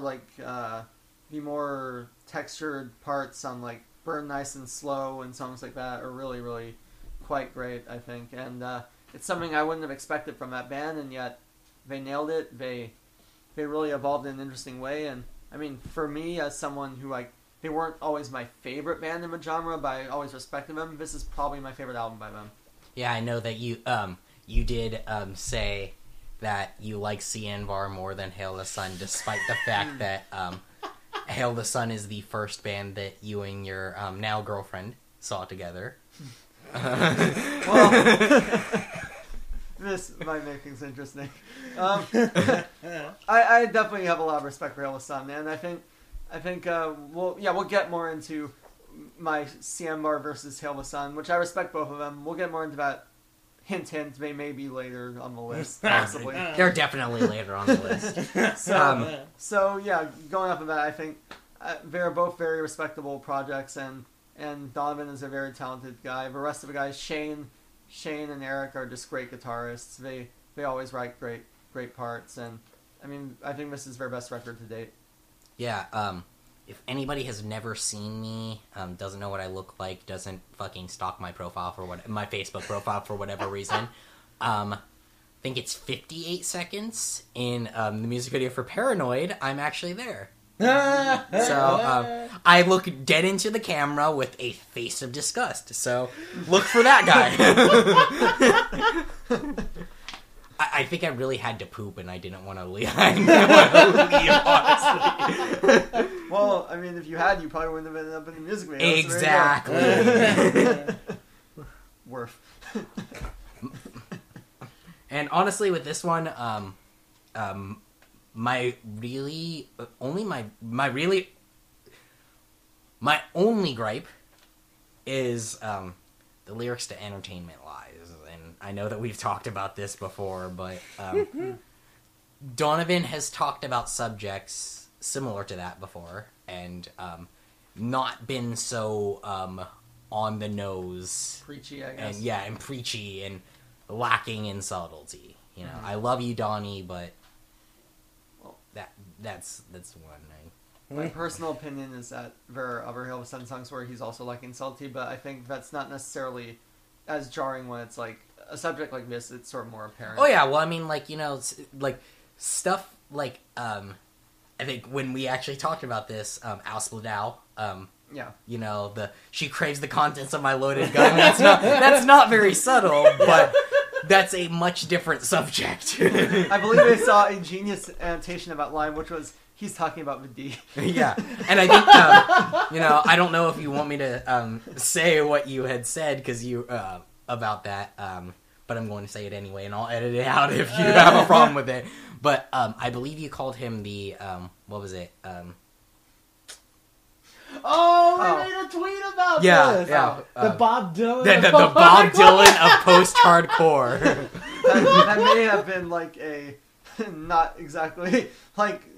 Yeah, it may have been a subtle dig, but it's not a dig really. But you can't always expect like literal Bob Dylan quality lyrics from someone in this genre. But we still got to do that project. Yes, and yes, oh yeah, and that may have led to a meme where we were going to start a electronic group called Post-Hardcore Bob Dylan, which may or may not still happen. Hey, I mean, Chanta and I both have synthesizers, so we can both do the synth and the guitars, and you know, you can pre-program it for me, and I'll hit like a button on the synth. Yeah, exactly. Well, Chanta, your thoughts on culture scars? You know, I wouldn't say I'm a true avid fan of Hail the Sun, but seeing their progression in terms of like mood and atmosphere throughout the albums is really interesting. And maybe it was because of like drawing influences from the writing of Stay Lost by Cianvar, but I'm honestly a little curious as if the choice of sound mood was because of the jump from the record labels, because I'm sure that had some influence on it, because I mean, nothing against Blue Swan, but a lot of the bands do have similar vibe, and so I'm sure on Equal Vision they wanted to, you know, make their own footing and not just be, you know, Equal Vision's quota post-hardcore band, you know? For sure, yeah. And I mean, not to go off anywhere, but I'm expecting Stolas to do the same thing and not be, That'll be very interesting, do something, like super out there, and carve their own sound. I can see that. I definitely don't think with a different vocalist they'll sound like the same. Or definitely there's gonna be some change for sure. Well, I mean, you can hear Carlo on the old stuff. So I mean, but now that he's lead vocalist, the lead vocalist, yeah. Now that, with a change in like a member leaving and things like that. But I definitely agree with that point in that I think Equal Vision. I'm not saying that I don't think Blue Swan like restricted them necessarily. No. But I think they felt that. Yeah, I'm sure that it was an active choice. Yeah, because they were no longer on that like niche label. They decided that they could expand their sound a bit. Not that they couldn't before, but it was more just a choice that now if they're on a larger label, they can reach for sort of a larger breadth of sound and things like that. For sure, yeah. And I think it worked great for them. And let's see. Speaking of large breadths of sound, this next band definitely fits that bill. They're post-rock, and they're Chanta's second pick. Chanta, I'll let you tell the audience about them. Alex did say post-rock, so you guys should all know what this band is. We talked about it earlier. These guys are one of my hugest influences in terms of like composing a song. When I was picking up guitar again, I discovered this band, and I had learned that there were 3 people on like guitar, and one guy was playing like guitar and bass, and it just blew my mind because one of my challenges that I wanted to push myself to was learn one of their songs and just do it on a single guitar neck and learn what harmonies, what notes are important to make a song shine. And, of course, this band is the illustrious Explosions in the Sky. The last album they dropped was in 2011 and was called Take Care, Take Care, Take Care. And it's the only Take Care I care about because no Drake. This newest album they have is called The Wilderness. In between Take Care, Take Care, Take Care and The Wilderness, they wrote a lot of soundtrack for movies like Prince Avalanche, which features a lot of beautiful acoustic guitar work, which is something that's not really dominant in the work of the band, like in albums themselves. And then you have movies like Lone Survivor, that's the one. I believe they worked with an individual named Steve Jablonski, and a lot of the stuff on that soundtrack is just dark. So seeing Explosions in the Sky and dip into that was really tight because, they're not Russian circles or This Will Destroy You, but they are a wonderful band. Ever since Take Care, Take Care, Take Care, they dipped their toes into some electronic instruments. And you can hear bits of that in Take Care, Take Care, Take Care. Except on this album, it's definitely a lot more noticeable, which I think is really tight. I was kind of expecting that move to happen for them since they were experimenting a lot with soundtracks in like the movie industry, I know that when they perform live now, they have an extra member. He plays bass, guitar, and as far as I'm concerned, they have this little instrument called auto harp, and he plays that as well. This album just goes all over the place in terms of mood and soundscape, and the single they dropped was just mind-blowing. Disintegration Anxiety, I believe, is what it's called. And the organ intro is just really eerie. It kind of has like a Battles vibe. And after that silences, it's just nothing but bits of bass guitar, and it's rumbling, and it gives you like goosebumps on your arms. I remember the first time I listened to it, it was nothing but goosebumps, Mm-hmm. They definitely take The Wilderness to places. The whole album, they take it to places.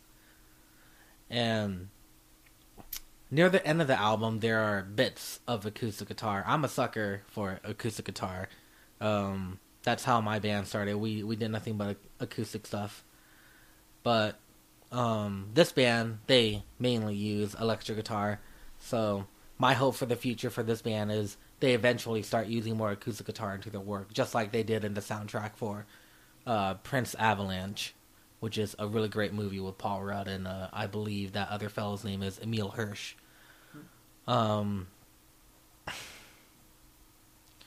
They started using a lot of sampled sounds. I think Munaf Rayani, one of the members that usually speaks for the bands, he chooses these really weird sounds for the wilderness, but they're very interesting sounds. Like the song, I think it's called "Losing the Light" or something. In the intro, is just nothing but a pulsating bass sound. And when I hear that and think of the song title, the distortion from like the end of that sound, it just makes me think of a flickering light. Like they're on a ship, it's destroyed, and you hear nothing but a light going on and off because of like some kind of pulse. And that's something this band does really well. They put an image in your head, and then they put the sound, and everything just ties in together. You guys have anything else to say? Do you guys have anything to say about this? Well, I mean, Explosions in the Sky, I've heard at least some of our soundtrack work. I'd have to look it up to see which movies I've seen with their soundtrack work. They are very good at what they do, and I'd have to definitely give this album a listen, because I love, like, the main post-rock band I've really given lots of listens to is Godspeed You Black Emperor. They're amazing. That's a big one for me. And, yeah, Explosions in the Sky, I know veers more into, like, the movie soundtrack, sort of more mainstream area of the sound, but from what I've heard of them, they are amazing in their own right, for sure. And I definitely will give this a listen based on your strong recommendation. Trystan? There's a reason that every new post-rock band is just an Explosions in the Sky ripoff. I mean, you know, not even bullshitting here. Like, you know, they're that fucking good. If you haven't listened to this album, fucking do it. Another album that you should fucking listen to if you haven't listened to is Childish Gambino's Awaken My Love, which is album number 4 on the list. All right. Chanta, how about you start with this one? Cause I haven't listened to it much, but I remember from the couple listens I've had, compared to Childish Gambino's other material, this is just out there in terms of his direction. I think you, Alex, you brought me onto this album, and you reminded me that he was finally dropping something this year. Just like a lot of known hip-hop and rap acts I know, Childish Gambino took like the soul and gospel route, and he did it really well with like a psychedelic flair and instrumentation, and that's just fucking awesome, because it's hard to do that kind of stuff. You gotta pull it off right, you know? Yeah, I mean, the production on this thing is absolutely phenomenal, and he produced it with his co-producer, Ludwig, I forget his last name, but essentially he's a score, a film composer for various films and TV shows, including Community, which Donald Glover was on. And so they've worked together on all of Childish Gambino's music to this point, and they've co-produced it all. And, I mean, the fact that they could handle such a radical change in sound, I think, is very impressive from a production standpoint, and they nailed that aspect of it. Trystan, what are your thoughts on this? It's incredible, and just because I know somebody's going to bring it up, with this, it's understandable why Donald decided to start going under the name Donald Glover instead of Childish Gambino, because this is an extremely stylistic change. There was a reason that the rumor going around probably about a year ago. I believe it was a year ago. Was that he was going to stop releasing music under the name Childish Gambino. Right. Because this album is such a stylistic change that, you know, going under the name Childish Gambino for this album would not have, you know, it wouldn't have flown with, some people. I mean, yes, it's released under the Childish Gambino moniker, but, I mean, that's probably more of a, Childish Gambino is already an established artist, easier to market, and everybody knew that Childish Gambino was Donald Glover, so, just letting him, it's just his solo project moniker, it's not like a band that has, a dedicated sound that has multiple members that, carved out that sound. It's one guy, it's whatever he wants to do. Right, and I think going off of that, he also has the luxury of he's incredibly well known outside of Childish Gambino. Yes, I think there's very few musicians where you can say they're arguably equally as known for other things as their music. I honestly, I didn't realize for the longest time that the black dude on Community was Childish Gambino. Yeah. No, yeah, it's a lot of people don't make a connection. They also think he's the son of what's his name, other Glover guy from. Donald Glover. Yeah, well, Donald. Danny Glover. Thank you, Danny Glover. Thank you. Yeah. He's not related actually, but that's funny. but I mean, he is definitely a multi-talented artist for sure, and yes, he can do comedy, and Atlanta, which I haven't seen much of yet, blends sort of comedy and some darker elements, and that he can really tackle these different sort of elements of a human experience, I think, through his art. And the fact that he changes so drastically on this album is testament to that.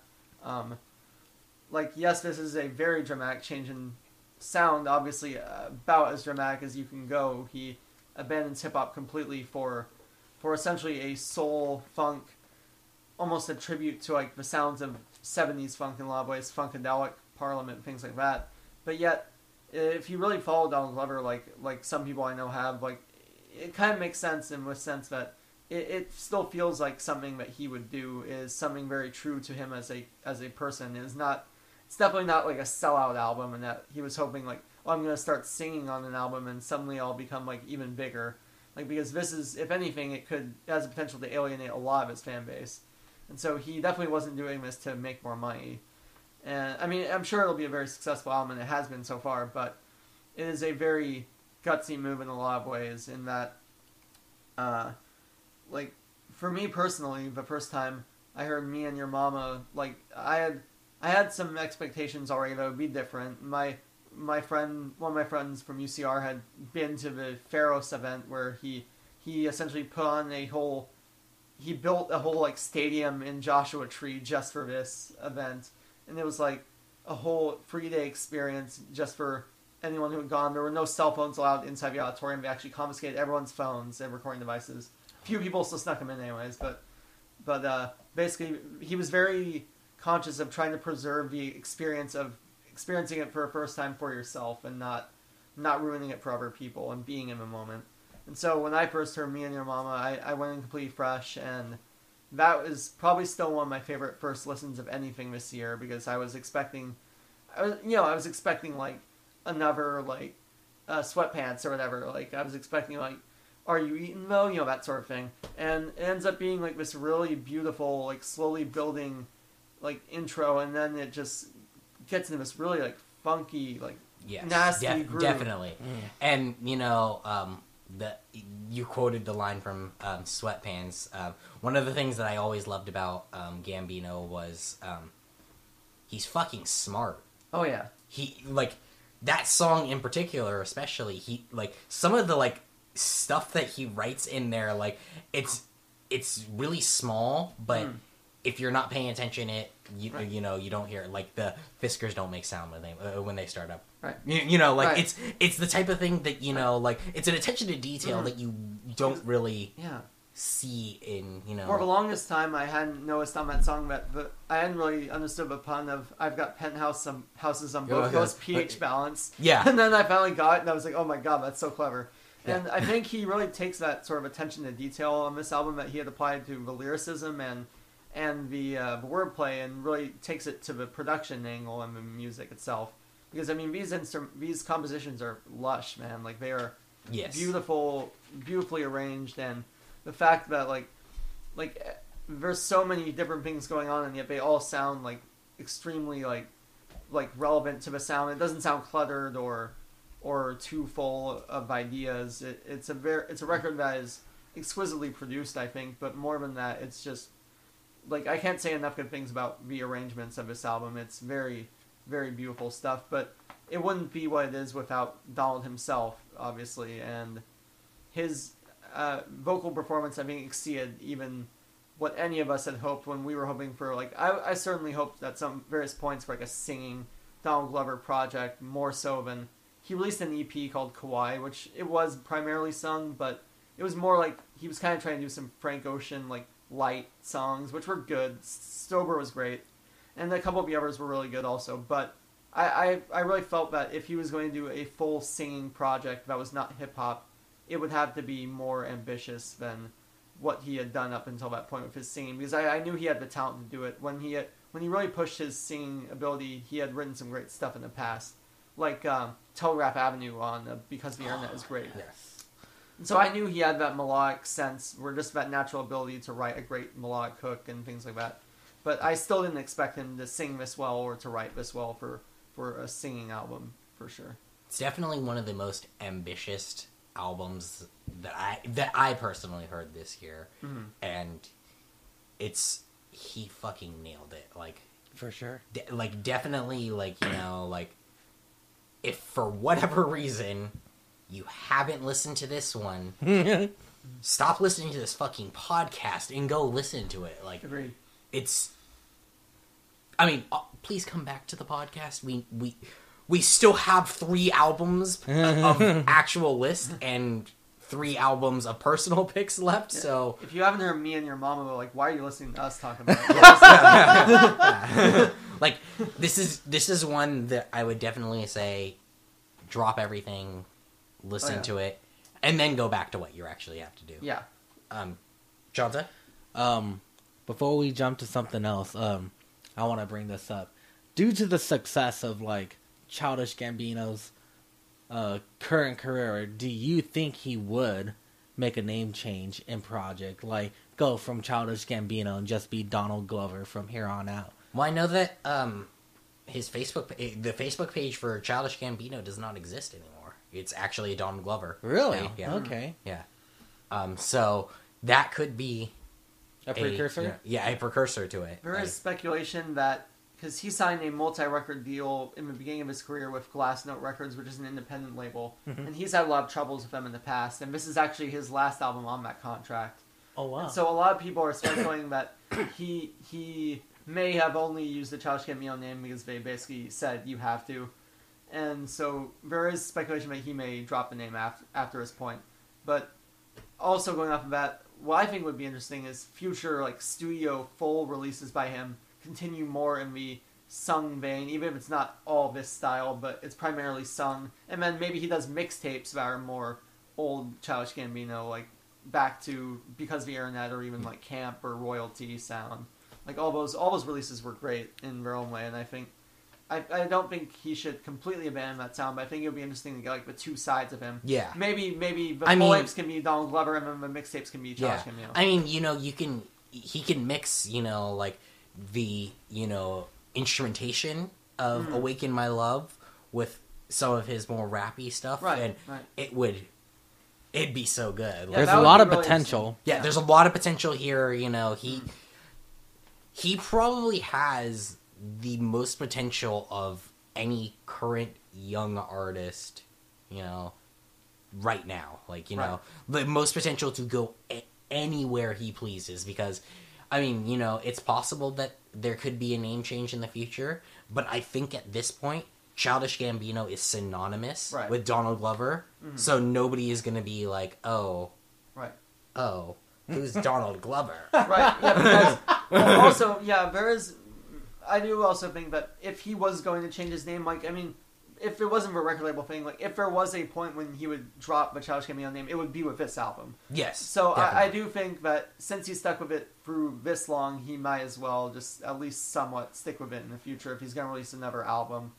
That even if it goes in another completely different direction, like, at this point, like you said, Childish Gambino, it's meant different things with pretty much every album. Like, on Camp, it was a very personal album. Because of the Internet, it was a concept record. centered around this very narcissistic character, and now this is just like a completely different lane altogether. So it's never really been a consistent identity in the way some monikers are. So I think that could be just the signature thing about Childish Gambino may end up being its lack of a signature sound in a sense.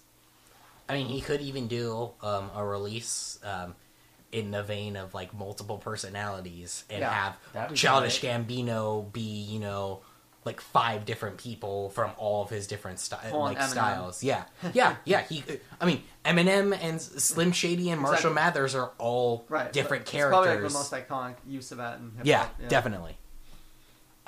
So before we go on a long tangent about this, because it is something that has the potential to just, you know, just burst, careen out of control into anything else. Alex, your final. Is this the last one? Yeah, it's yes. All right, we're recording. Hey everyone, Trystan of the future here. I'm currently editing together everything, and I just wanted to let everybody know that right now you're about to experience a slight jump in audio. The program that we are using to record episode 1 of the podcast, Adobe Audition, it crashed on us while we were recording the first episode about 2 hours into the recording, and we lost a little bit of what we had talked about, and so we recorded in we ended up re-recording Alex's next personal pick, and the transition is a little shaky, so just wanted to stop and let everybody know, hey, that's gonna happen in the future. This won't be a thing because we're probably not going to be able to sit all together in a room and record an episode like we did for this first episode ever again. But hopefully we can, and hopefully Audition does not close and fucking crash on us like it did. Have a good day. Here's the rest of the podcast. This album may be a little bit different for our audience, but it's a really great album. I think it deserves mentioning. It's 1975's I Like It When You Sleep, For You Are So Beautiful, Yet So Unaware of It. Great title. Long title. Basically, what really stands out to me about this album is that there's a real emotional arc to it, and it really exceeds the expectations that I had of what this band could possibly do. Basically, there's 3 parts. The first part is the catchy, like, radio singles, what you would expect from 1975. There's songs like Love Me, which is like a David Bowie meets, like, their old sound. And then there's, like, Ugh, which is a great, like, actually song about cocaine addiction, actually. And that first third is great. Second third is basically just a long period of experimentation, basically. Like, there's songs about depression, there's songs about losing faith in religion, and remember, 3 instrumental tracks are all really great. The final third of the album is essentially a bit of a return to the upbeat 1975 that you may be more familiar with. There's The Sound, which is a great song, and then there's 3 really more downcast tracks that are sort of a slow wind down to the album and the listening experience. Like, overall, this album is really, really just an incredible emotional journey, which I really didn't see coming from this band. I didn't think they would put together a listening experience that's this cohesive at all. And it was just a big surprise for me, and it's actually one of my favorite albums of the year. So, Chanta, yay or nay? 1975. I've listened to it probably just once, and, you know, Alex says that there are some catchy tunes on it, and I do recall it being incredibly catchy, and I listened to some of the deluxe edition stuff I think was on this album, if I'm correct, and it's astonishing. It's really good material, you know? I'm going to give it a nay out of 10. Hate me. Alright, we're transitioning. Alright. Artifacts Pareo, Passengers, number 3, Chanta. Oh, well, I just got into this band, so, you know, I don't really have much of anything to say about them, but they do produce really interesting music in terms of, like, the post-hardcore scene, you know? Like, it's nothing like everything else. You know what I mean? Yeah, they've got a keyboardist in there, so automatically that it drew my attention. Badass keyboardist. That guy's a fucking wizard. Definitely. Speaking of members, it's unfortunate, but Corey Eves, their drummer, departed the band after 9 years of being their drummer. Definitely one of my personal favorite drummers to watch, so it's kind of sad to see him go, but it is because of an injury, and so it makes sense that he would leave, and I prefer him to stay healthy and, get to a point, hopefully, where, he can drum again, and I'm glad that it didn't, get to a point that it permanently damaged him. For sure. I agree. I only saw him live but once, and he was phenomenal. Him and, like you said, the keyboard player were both incredible, musicians, and they both add a lot to the experience. So, I'm sad to see him go, and he'll be hard to replace, but I understand why he did it, obviously. Alex, opinions on the album itself? Compared to the time and place, it's definitely a lot more atmospheric. I've said that for a lot of releases that have changed, because it seems like a lot of bands are kind of doing this in the post-hardcore scene. We're moving more towards atmosphere, more towards atmosphere is to post-hardcore as shitty new metal is to metalcore. So, # cold world. Oh. So I don't think they got weaker, but I don't know if that's what you were implying. No. Yeah, I mean, honestly, I got strong, actually, Circus Survive vibes from quite a bit of this album compared to Time and Place. And I thought that was a really interesting direction to move in. I was not anticipating it. I believe the first single was Paper Ruled All, and that's actually probably the most energetic and heavy It's definitely track. the most Artifacts Pareo song on the album. Exactly, yeah. So I wasn't expecting that dramatic of a shift based on the single, and that was, I think, the only single I heard beforehand. And then I heard the whole album, and I was like, wow, this is actually quite different for them, and I actually really enjoy this album. I need to give it some more plays more recently, because I listened to it a lot at first, and I kind of burned out on it, but I think it was a really interesting progression. Like I said, the drumming was fantastic on this thing. Corey's departure is a big loss, but I'm sure we'll find someone great. Keyboards, excellent. Vocally, I think their front end suits the style really well. He can adapt really well to the more indie style, compositions and things like that. Very versatile guy. I really enjoyed this one, and it was a different direction than I was expecting, but I think they nailed it. What was the name of that single? Paper Ruled All? Yes. I think a pretty energetic song is As We Look On. That song, the drumming on that song is quite phenomenal. I definitely feel that one. Right. Yeah, it's overall a really, really good album, and Artifacts Pareo is kind of a criminally underappreciated band. For sure. And so I'm hoping that this one really is their breakout, success, because they're an incredible group of musicians who are extremely passionate about their art. Definitely. I mean, you see their Facebook posts, and you can tell that there is a straight up passion. Their performances are imbued with it, and this album is incredible. I was really, really into Time and Place, and I think this is comparable, if not better. So, I'm sure you two have heard talk about how a lot of fans of Artifacts Pareo believe that each album they put out, they got softer compared to their older release. Do you agree? And is that a bad thing or no? I do agree, but a lot of those people have to remember that two of those albums featured a completely different vocalist. Yes. Right. Mm-hmm. So that's one thing.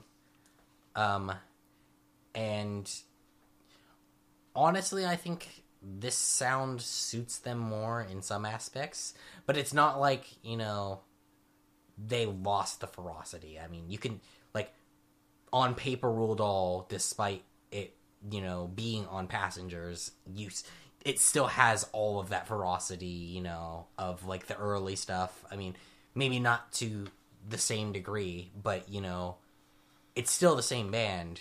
The only member change has been that vocalist. So Right. I do feel like it's a direction change where they're sort of exploring more aspects of our sound, but they could definitely go back in a more heavy direction, like on the next record if they chose to. Like, they're not confined now to... Yeah. It's not like they went, like, in a Emarosa. super radio... Okay, Yeah. fair enough. Yeah. It's No, not no. like- it's I'm, not like- I'm not even saying anything bad about it. I'm just saying, Emarosa is kind of at this point where, Yeah. they can't go back to that. Right, no, I wouldn't see Bradley Walden doing, like, Relativity Part 2. I can't see him doing it. But, I mean, even if, like, they were like, we're fucking kicking Bradley Walden out and going back to Johnny Craig, Yeah. their sound can, they can't do it. Like, Right. No, I agree with that. Where, like, this, I feel like it's a very, like, fluid progression, and it's something that it feels like they're still sort of exploring, like, territory that works within the confines of what they had established in a way that still feels fresh, but I mean, they could go back to, like, adding more heaviness, and it would feel completely natural. I mean, I said that Paper Rule Doll is the most Artifacts Pareo song on the album, but Right. this album is clearly Artifacts Pareo still finding what Artifacts Pareo is. For sure. Okay. Yep. All right. So If everybody's done, I think so. So now we have an album that I know Trystan is, like, really passionate about because he kept telling me to listen to it, and with good reason. I finally listened to it after a lot of nudging, and it's phenomenal. Trystan, I'll let you introduce it. This is my last personal pick, and was my personal album of the year, which is why it's here. Thank You, Scientists, Stranger Heads Prevail. For those who don't know, Thank You, Scientist is signed to Claudio Sanchez of Coheed and Cambria fame's record label, Evil Inc. Records. And there's a reason for that. The vocalist is little Claudio. I mean, he's not a small man, but he is a very Claudio-esque vocalist. Yeah. And I'm not the hugest Coheed and Cambria fan, but one of the reasons for that is Claudio's vocals. But Stranger Heads Prevail and Thank You, Scientist as a whole has such expert level song crafting around that I learned to enjoy the vocals. And I mean, I don't hate Coheed and Cambria. I actually really do like Coheed and Cambria, but the vocals is one thing that keeps me away from loving it. And Thank You, Scientist instrumentally is able to bridge that gap for me. I mean, shit, if you like progressive metal, fucking listen to it. If you like progressive rock, listen to it. If you like weird shit, listen to Psychopomp, because fretless guitar, I can't think of the name right now, but it's a, like, Indian stringed instrument, like... Sitar? No, Or another one. like kalimba or something, like... No, that's a little thumb thing. No, not, it's not a sitar, but it's like a little, like... I'll talk about other parts of the aspects of the album. I think it's track 3 or so, Caverns, wherever that lands on the album. Caverns is fucking great, and basically starts what I believe is the best part of the album, which is Caverns into Mr. Invisible, into A Wolf in Cheap Clothing, which... beautiful song. It ends with probably one of my favorite tracks in itself, The Amateur Arsonist's Handbook, which is fucking incredible. And I'm still looking this up and trying to bid for time. Shit. Alex, Yeah. I know that you were you listened to it fairly recently for the first time. What'd you think? Honestly, like, I knew there was a strong Coheed connection. I was expecting there is obviously similarities, but I was expecting it to be very much like Coheed, and what I got was something that I think was, in some respects, even more ambitious than Coheed in its own way, because the way in which they blend all these different musical instruments, influences like the jazz influence and all these different things, and the way that they have like was it full time? They have a violin player. Yeah, that's one thing that you have to understand. This is super fucking. This is super fucking progressive. It's a shamisen. That's the thing shamisen? That's a Japanese, I believe. Oh, it is. It's Asian, okay? It's an Asian instrument. But yeah, they do have a full-time tenor sax player, a trumpet player, and a violinist. Yeah, I mean, yeah, just the fact that they blend in all this into a style that feels completely cohesive. I think the most impressive thing is not just that there's so many different styles. It's that like some bands that have this much like diversity in their music try to go for jarring, right? They try to make it seem... Yeah, they try to make it seem disassociated. Yeah, exactly. Like each track is like its own thing. Yeah, and it's just there to be there. Or even in the same track, they'll go for like these big jarring moments that like they intentionally seem like are supposed to shock the listener and, you know, like be like, wow, I wasn't expecting that. Where there are moments like that, but you have to look for them because what they try to do is they make everything so smooth and so like fluid. Everything blends together in a way that feels very natural, despite all the ways in which it should feel out of place. And I think just the songwriting is probably the biggest factor in that they blend all these things together in a way that feels very natural. And the vocalist does obviously remind me of Claudio, but honestly, I get like almost a more soulful vibe from him as well. Like my dad, I listened to this with my dad first of all, and he said he reminds me of a bit like a rock singer, like version of like Michael Jackson kind of, he does have kind of that timbre to his voice a little bit. Yeah, I can definitely see that. Chanta, did you have something to say about? I haven't listened to this band a lot, but I did listen to a song, and holy shit, they can execute really well when it comes to like impressive technical bands. Execution is beyond important. Otherwise, you're just sloppy and, you know, just sound definitely, like shit, you know? Definitely. Right. Before on my ending point, for my fans of instrumental music, Thank You Scientist has a song called Rube Goldberg Variations. Yeah. There's a fucking violin breakdown. You need to listen to it. A violin breakdown. Yes, it's like a legit like doom doom doom doom doom doom doom like tight. Yeah. it's so fucking sick. Honestly, like there's so much to dig into in this album, but yet like it feels like something you can. It's not necessarily accessible, but because of how fluid and how well blended all these different aspects are, it doesn't feel like something that is necessarily hard to initially get into, for depending on what your musical tastes are. Definitely. Like for example, my dad, who's like a huge Rush fan, loves jazz, all that good stuff. Yeah. Like he adored this album, and it's one of the few albums I could get him into from this scene because there's no screams, which is one thing he can't get into, for example. So Thank You Scientist, dad rock confirmed. Show your dad this album. Well, show it. That is a thing. Yeah, man. You know what else is a thing? And Thank You Scientist, dad rock. You know what else is a thing? CNVAR Stay Lost is a thing. And that's our album too. Yeah. So, CNVAR's Stay Lost is mind-blowing how these gentlemen have managed to actually carve out their own sound. You know, like, Donovan gets so much critique for sounding like Anthony Green, and that's true. He does have certain points where he sounds like Anthony Green, but Stay Lost is really where this whole band just fucking... CNVAR is not a collection of members of A Lot Like Birds, Stolus, Hail the Sun, and Dance Gavin Dance now. It's fucking CNVAR. Alex. Yeah, now he doesn't just sound like Anthony Green. Now he sounds like Cedric Bixler. And he performs like Cedric Bixler. But no, it's honestly like I totally agree with what you just said, and that I really enjoyed their EP. I did think, like, at points I was like, I'm listening to Hail the Sun with Will Swan, which is a good thing.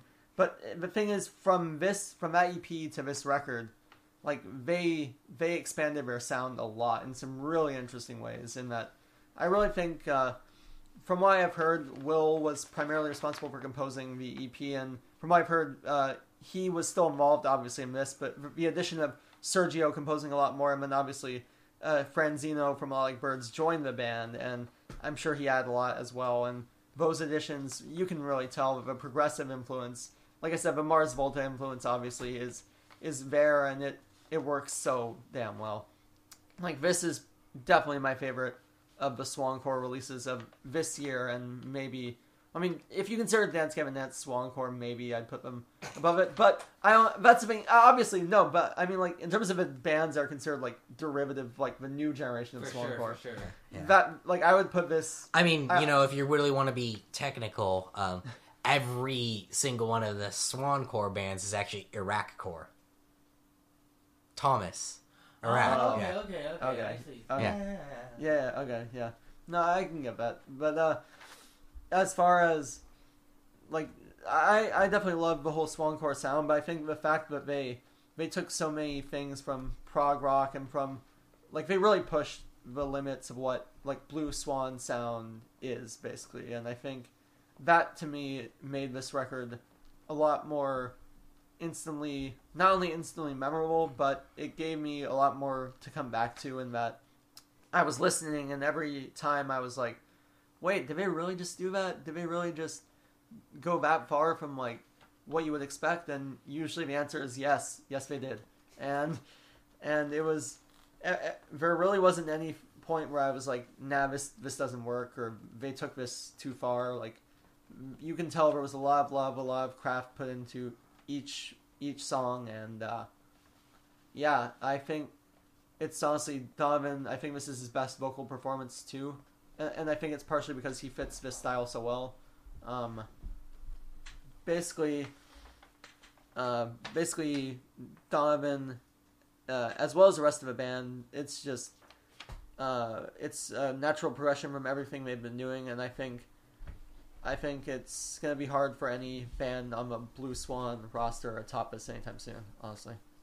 Also, that bass line on Bed Roots. Yes. Bro. Boy. Okay. All right, Chanta. I made a playlist today about the podcast, and I chose, like, favorite songs from a lot of the albums we're talking about. And usually I would put Foxholes and Deities, because that intro with that dynamic snare, that's fucking tight. But you know me, I'm a gear guy, and I love making noise.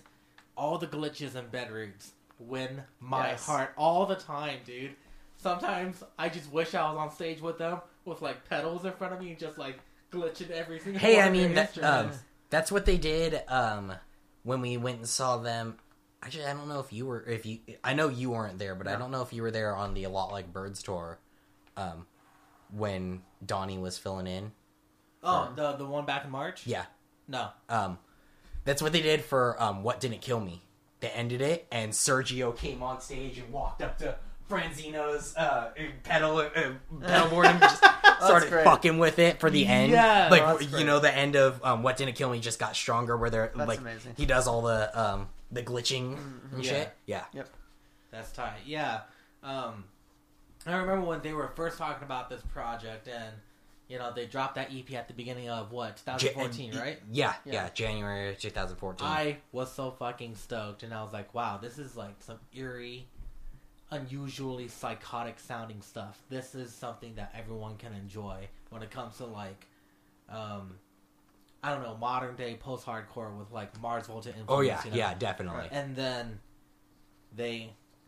that was like the potential bomb, and then they just took it so many steps further with Stay Lost, dude. Like, when I was listening to this whole album, I definitely stayed lost, bro.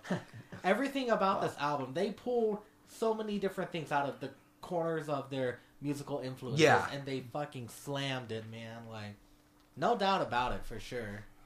They should make that the quote on Bandcamp. When I was listening to this album, I definitely stayed lost. Chanta Choung. Did you buy the Stay Lost on Bandcamp? I'm not too sure. Okay, because if you did, I'd say you take that quote. but I bought it. But I bought it on Bandcamp, okay, yeah. so I'm gonna change my quote to I definitely stayed lost. You should definitely do that. That'd be really funny. Yeah. Let's see what else. Yeah, beyond that, like, actually, Trystan, do you have any other thoughts on this album? I mean, shit. Go get lost. Yeah. Listen to it. Yeah, definitely. And I mean, don't get lost by like leaving this podcast and not coming back, but get lost by listening to Stay Lost. But yeah, I mean, honestly, out of all the great releases this year, that definitely has to be one of the best. Oh yeah, also like when my expectations were pretty high, but when the Omniphobia video came out, like that just like shattered all my expectations, and then I was like, the hype mode was like, the hype train left the station at that point. Like I was fully invested in it. The percussion part in Omniphobia after that bass line in the bridge gets Yeah. me every time. I just imagine like a set of congas in front of me and I'm playing that part. Yeah. I think that's for me. That's easily the for me that video is easily like the best that Blue Swan has produced too, because I just love the vibe of that video where they like all the quick cuts and stuff like. Well, I mean, on that statement, there isn't really much that Blue Swan has produced video-wise. I agree. I think the only thing that you could really say, like Blue Swan itself has produced is Relax Divide's music video. Yeah, okay, you're right. Because nobody else has really gotten like music video. Right. Yeah, that's true. But yeah, regardless, like it is a very cool video. Oh yeah, that increased my hype for that song even more. So we do have one more personal. Oh no, we don't. No. Oh yeah, we do. Okay. Oh, sorry. Yes, we do. Chanta has one more personal pick. Chanta, take it away. My last personal pick. I honestly think this will be for fans of like really chaotic music and for individuals that do like electronic music, but in a more rock outfit kind of approach, but still instrumental. And I chose Three Trapped Tigers, Silent Earthling. These guys have played shows with, they recently played a show with Deftones. Well, I should say last year they did. They played a show with Deftones and that was tight. And they played a show with one of my other favorite Japanese bands, Mouse on the Keys. And if you know these two bands, that show totally made sense because they're both keyboard oriented and it's just three members. Like, it blows my mind. Three Trapped Tigers versus Mouse on the Keys. Like, even the animals in the title just amuses me. Like, it finally fucking happened. Should have happened a long time ago, but I'm glad it finally did, you know? This album was definitely a lot more spacey than their other releases. Like, their older releases was just raw and pretty straightforward, but this release, we've been using this word all podcast long, but atmospheric, you know? It went places for sure. The single they dropped was the title track, Silent Earthling, and there's this groove in the middle of the song that just gets your shoulders moving, and there's nothing like a song that gets your shoulders moving. The ending track for this album is my favorite song ever, and Adam Betts, the drummer for this band, who also dropped a solo EP called Colossal Squids, it features like this really odd percussive sound, like a break drum. I don't know if you guys have heard of that, but it's just fucking tight. And when Adam Betts plays the drums and then hits that break drum and hits all these other triggers, just makes me really happy that he's a member of the band. Have you guys given this a gander at all? I think maybe I might have like listened to, like some of the songs, like Riding With You or whatever, but not actively listened at least. So I really don't have much to say, but being that we enjoyed a lot of atmospheric stuff during this podcast, I'm sure that, listening to that, taking your recommendation, I'd love it. Yeah, unless you had specifically showed me a song or two, I don't believe I would have listened to it yet, but that definitely sounds very very relevant to, like you said, a lot of atmospheric things, and a lot of electronic elements are some of the things I've loved in other recent releases I've enjoyed. So that's honestly a genre I think I need to explore more. So that seems like a good place I could start exploring more. So Yeah, the ending track for this album that I was talking about earlier is called Elsewhere. There's another song on here called Rainbow Road, and I swear if you were playing Mario Kart 64 and listening to this song, you'd have yourself a great time. Well, I can definitely emulate Mario Kart 64, so I can definitely do that. And I think that'll be the optimal way to play it. Basically. Yeah. All right. So what we'd like to do really quickly now before we get to our album of the year is just very briefly, just shout out any honorable mentions or EPs or things we haven't discussed. Like, we can each just go around, maybe mention a few. Like, it has to be within like 30 seconds or less each one. Probably less than that. Maybe just shout out the titles or something like that. Just anything you think that deserves a mention from the rest of this year. All right, Chanta? I'm going to try to mention two real quick. A new band that people just started talking about like a few months ago, and I just got into them. LG's EP by Makari. Phenomenal and top notch. Like, yo, dudes from Makari, if you're listening to this, every time I listen to Melt, I fucking melt. Alright, that's how good that song is. The other thing I want to mention is by, I suppose I want to say, another really great post-rock act. If you're a fan of percussion and like keyboards and mallets or like really trance-like music, I definitely recommend New Myths EP done by the great returning act called the Mercury Program. They are just bomb at what they do, and I'm so happy they came back from several years of being quiet. Just two quick things. One is an EP and one is more of a trend I've noticed. The first thing is Iva Mighty's Oil and Water EP, which I think... Yes. Which I gave it quite a few listens. I think it's definitely something that could fall under the cracks in a list like this because it's like more about full-length albums and grand artistic statements, where this was more of just... They reimagined 5, I believe, of their songs in just acoustic, not necessarily acoustic, no, I mean, but just like reimagine. Yeah. This has become sort of a trend in in post-hardcore, Hands Like Houses, Issues, they're not post-hardcore, but you know, M. Rosa did it. Oh yeah, the reimagined EPs, right? Yeah. You have a whole reimagined EPs, so quite a few of these acts have done it. I honestly think Hands Like Houses did it more interesting than any of the other acts I've seen do it. And I say this as a big M. Rosa fan. I think they topped them. They topped Hands Like Houses. I think Ivan Mai's reinterpretations were very creative in that they didn't stick to one genre. Each one was very, very unique, and yet somehow stayed true to the original song itself. Like the Hound and the Fox, I believe, was the first one reimagined as a Sinatra style, like big band jazz song. Yeah. That was absolutely brilliant. I listened to that so many times. Like, that's fucking great. I remember when you guys showed me that earlier this year. Like, I was just introduced to like I the Mighty more this year. Yeah. And then you guys showed me Oil in the Water EP, and I was like, this is so fucking tight. Yeah. Let's just say, guys, you guys can't see the room that we are sitting in, but I actually have a wall flag of I the Mighty's Oil and Water EP album artwork sitting above my bed, so I really do fucking love this album. Yes. See, I'm glad we mentioned that one. And the other thing I just wanted to mention was this, and I guess the year before it as well, has been the year in the post-hardcore metalcore scene of quite a few reunions or long-awaited comebacks, and I think quite a few of them were quite notable. Some of them led to music, some of them haven't yet. The two big ones that did lead to music really quickly, Thrice and then Shaoshin, both led to, I think, quite excellent comeback albums.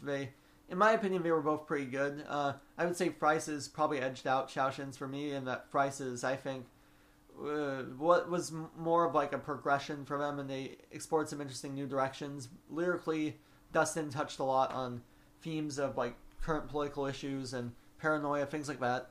Shaoshin was, I mean, just the fact that Anthony Green released the full length with Shaoshin, I mean, that's awesome. Like, regardless of, it may not have lived up to people's expectations, which were probably unrealistic anyway, but I think it's as good as you could reasonably expect something like that to be. It's about damn time, too. It definitely is. And like honestly, I'm not that like I didn't have super high expectations. I just was like it's gonna exist and it is what it is. And the fact I'm grateful that this album exists is basically what I'm trying to say. And I feel like I would be sad if it didn't exist. So besides that, Alexis on Fire is back, and they have not released anything. They tour very sporadically so far. They've done some festivals. I really hope we get another album from those guys because they are one of my all-time favorites. And Young Cardinals is a very good album. It's probably my least favorite album by them. And I hope they do something that's more in the vein of Watch Out or Crisis, or a mix of maybe some new influences. But like that would be I would love that album. And last but not least, Under Oath has them reunion shows, and I don't know if they're gonna do anything beyond that. I hope. Apparently, the music is supposed to be materializing. Yeah, that's what I've heard. They announced it at Chain Fest. Oh yeah, okay, that is what I've heard. And obviously my dream like lineup would have been they brought back the entire lineup from Disambiguation, which I knew was not going to happen. I knew they weren't going to bring back the drummer from the album because obviously Aaron was on every other album. Well, I mean, he's also busy drumming for Every Time I Die. No, exactly. Right that was after they reunited. Oh yeah. What I'm saying is like I knew that wasn't going to happen. That was a pipe dream because that is my favorite Under Oath record, which may not be the consensus popular opinion, but like for me, like Spencer just dominated that record. But the thing is, Aaron is great in his own right, and I'm very excited for what they can come up with as a band again. And yeah, I think just having all these bands back has been a blessing, because I think a lot of them were gone too soon, and even if some people, the cynic in us may be like, oh, like they were always planning to reunite and it's just a cash grab, blah blah blah. And you know what? Even if that's true, I don't really care because they're some of my favorite bands, and I'm glad they're back. So that's all I really have to say about that. That goes out to you, American football fans. Stop talking shit. Exactly. Don't you mean Owen too? My honorable mentions, I hate to say this, are going to be very masturbatory, I'd like to say. First one, you guys cannot see it, but I'm holding it up like I am displaying it to my friends here because I'm sure that they've never heard of this. This is Soleo. You guys remember Tynan Oswald? Yeah. Who runs Will Swan's Dank Meme Stash, and we were lucky enough to meet out at the Roxy for Night of the Blue Swan 2. Yep. This is his band. What? This is his band, and I guess I was the first person to buy the EP on Bandcamp, and so their guitarist, I believe, Amir, emailed me and offered me a free shirt, mailed that to me along with a physical copy of the CD, which I am holding in my hand. I don't know where the shirt is, but I'd be holding that as well. So support good music. Those guys are awesome. Soleo, SOLEO. Make sure you check out Tynan Oswald's podcast with human hair. It's not better than this podcast, but it probably is better than this podcast. Hey, maybe we'll grow. We'll get better. Yeah. The other EP that I want to talk about, it's also very masturbatory. I want to talk about my good friend Chanta. His band In the Background celebrated a year back in June. Back in May. Yeah. Of their debut EP, Away with Words, coming out.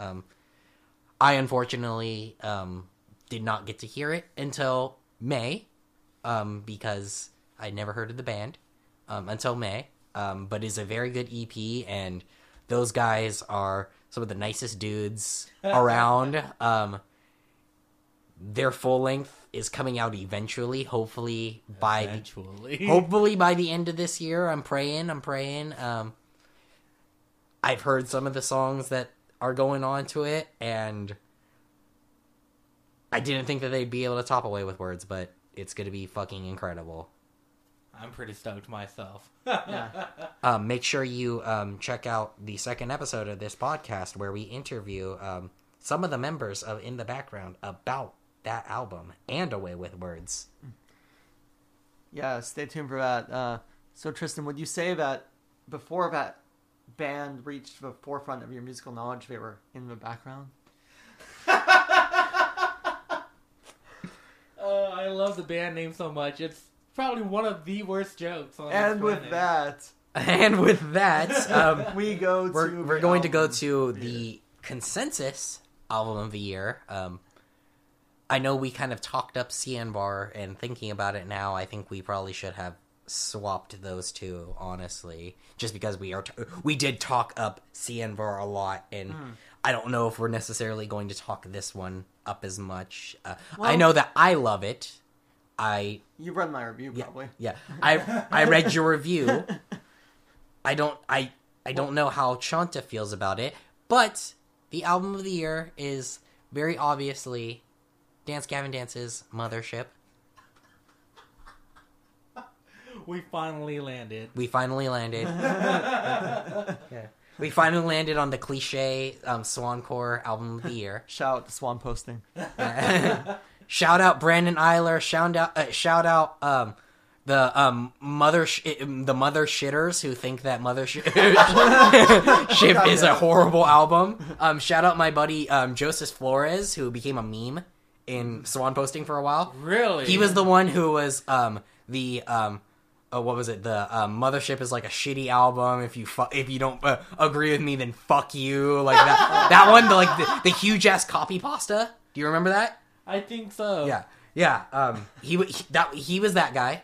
He was the one who originally wrote that. So shout out Joseph Flores. Oh boy. Yeah. All right. Now on to the actual review of this album. Yeah.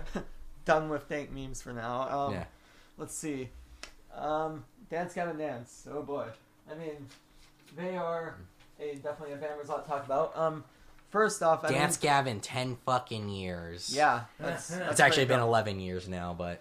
Considering their history... Holy shit, no, it's been 12 years. Yeah. We're in fucking 2017, guys. We are. Fuck. Considering their history, like, congrats to them for, like, making it through all the shit they've been through as a band and sticking out the song. Seriously. But, like, in my original review of this album, like, came out, if we keep doing this podcast for a while, you're gonna eventually notice I have a tendency, when things come out, I occasionally, like, hype them up a lot, and then my view doesn't necessarily drop, but it'll kind of even out a bit. So I said in my review that it was the best Dance Gavin Dance album. I do not necessarily stand by that now. However, I think it is the best representation of all of their different eras and all the different, like, I think it's the single best distillation of what makes DGD quintessentially, like, that distinct band. And I think the Acceptance Speech is the best album. Right. Well, I think this is the best representation of all their eras, because you kind of get the Tillian, like, soaring poppy vibes and the catchy hooks that he's really good at writing. You get the Kurt era funkiness, like, of happiness in certain tracks, like Young Robot and things like that. And then you get, like, in a lot of the tracks, like, here, let's see, I guess Philosopher King, like, the end of Philosopher King is a really good example of this. You get the sort of soaring, really big, like, raw, passionate vocals, and in other parts of the album you get the big, like, almost like Johnny Craig-esque, where he does not necessarily take influence, but you can be reminded of the pacifist band of DBM and things like that. I definitely say that, like, Inspire the Liars, yeah, the first half is kind of like Tillian's Times New Roman. Yeah. And the second half is quintessentially Tillian, like that. Yeah. I won't stop to my head, stop to my head, stop to my head blows. No, exactly. No, I love how he's able to blend sort of those different elements of, like, the DG sound, and I think I think one thing we may be able to all agree on, I think this is Tillian's best album in DGD. Like, agreed, for sure. Yes, definitely. Because he absolutely stepped it up, and not to say he wasn't great before, he was, but I think he really embodies on this album everything that made DGD vocalists, like, great. And even though, like, I may have my personal preference of vocalists, you'd have to be a huge Tillian hater to say he didn't, like, kill this record, I think. Will Swan is the best vocalist. Oh yeah. Fuck that. Nah, dude. Will Swan sounded great on Happiness, guys. Yeah, dude. Eagles versus Crows is the best DGD vocals ever. That line about cake, and and like coming home when I'm high is like the peak of DG lyricism, guys. We're gonna have to like have an episode just on DGD lyricism because that song in particular, especially like Eagles vs. Crows. Yeah, like people don't understand that it's supposed to be ironic. It's supposed to be fucking douchey. Like like it's meant to be douchey. And then you have Johnny Craig's lyrics, which are just actually douchey. Yeah. Well, back to actual motherships, though. Yeah. The album artwork is fucking fire, though. Oh, like, yeah. Dude. I got the vinyl right there. Yeah. Dude, he always kills it. I mean, yes. It's probably my second favorite album artwork. It's second only to actually Tree City Sessions, because that album that's artwork, a really good one. Like that's really good album artwork. Actually, that should have been honorable mention too. I'll just mention right now. Tree City Sessions came out this year, and that is really excellent. Like, I mean, I know Chanta's not a big fan of Tree City Sessions. I'm honestly not, and I apologize for it. That can be a debate another time, maybe. But for right now, like personally, Tree City Sessions for me is like I think they really captured sort of a raw energy of their live show, and like I think it's a great like alternate take. Even if some people it may surpass the originals, some people it may not. But for me, at least the Tillion songs that were done on that, I think some of them surpass the original studio recordings for me. But obviously, everyone may not agree. But getting back to this album, I think they actually took some of Tree City Sessions, what they learned about the rawness that works for them, of that sound, particularly when it comes to producing Tillion's voice, I think. Because, oh yeah, definitely. Because this is definitely the least like processed his voice has been. I mean, especially on Acceptance Speech, I loved that album, and I love it more in hindsight. Yeah. But his voice was definitely the most processed it's been probably I've ever heard it. But I mean, Matt Malpass is more of a like pop producer. Yeah, so no, that the thing makes is, sense. it worked for certain songs. Like Acceptance Speech, the song, like the ending of that song is fucking Demo godlike. Team, which is also supposed to be ironic and supposed to like Rise sound like Core, it's supposed to sound like Rise Core. I'm sure Rise loved that, but no, honestly, there were moments on that record where I think that sound was perfect for Tillion's voice, but then others where I think he lost a bit of the power in his voice. A bit of the power was lost in translation, where in his live show you don't feel like it's that sugary. Like, he has power and fire behind his voice. And in this album, you 1000% hear that, and I think it goes a long way towards really establishing him as a contender for like one. I mean, there's it's been 3 main clean vocalists. I think the case can now be made for any of them as the best, and you can sell that case pretty well. Chanta, opinions on Mothership? I got on that ship, and I enjoyed my time, and I still do. Is this gonna be like a trend? Like every title has to have a pun. I don't know.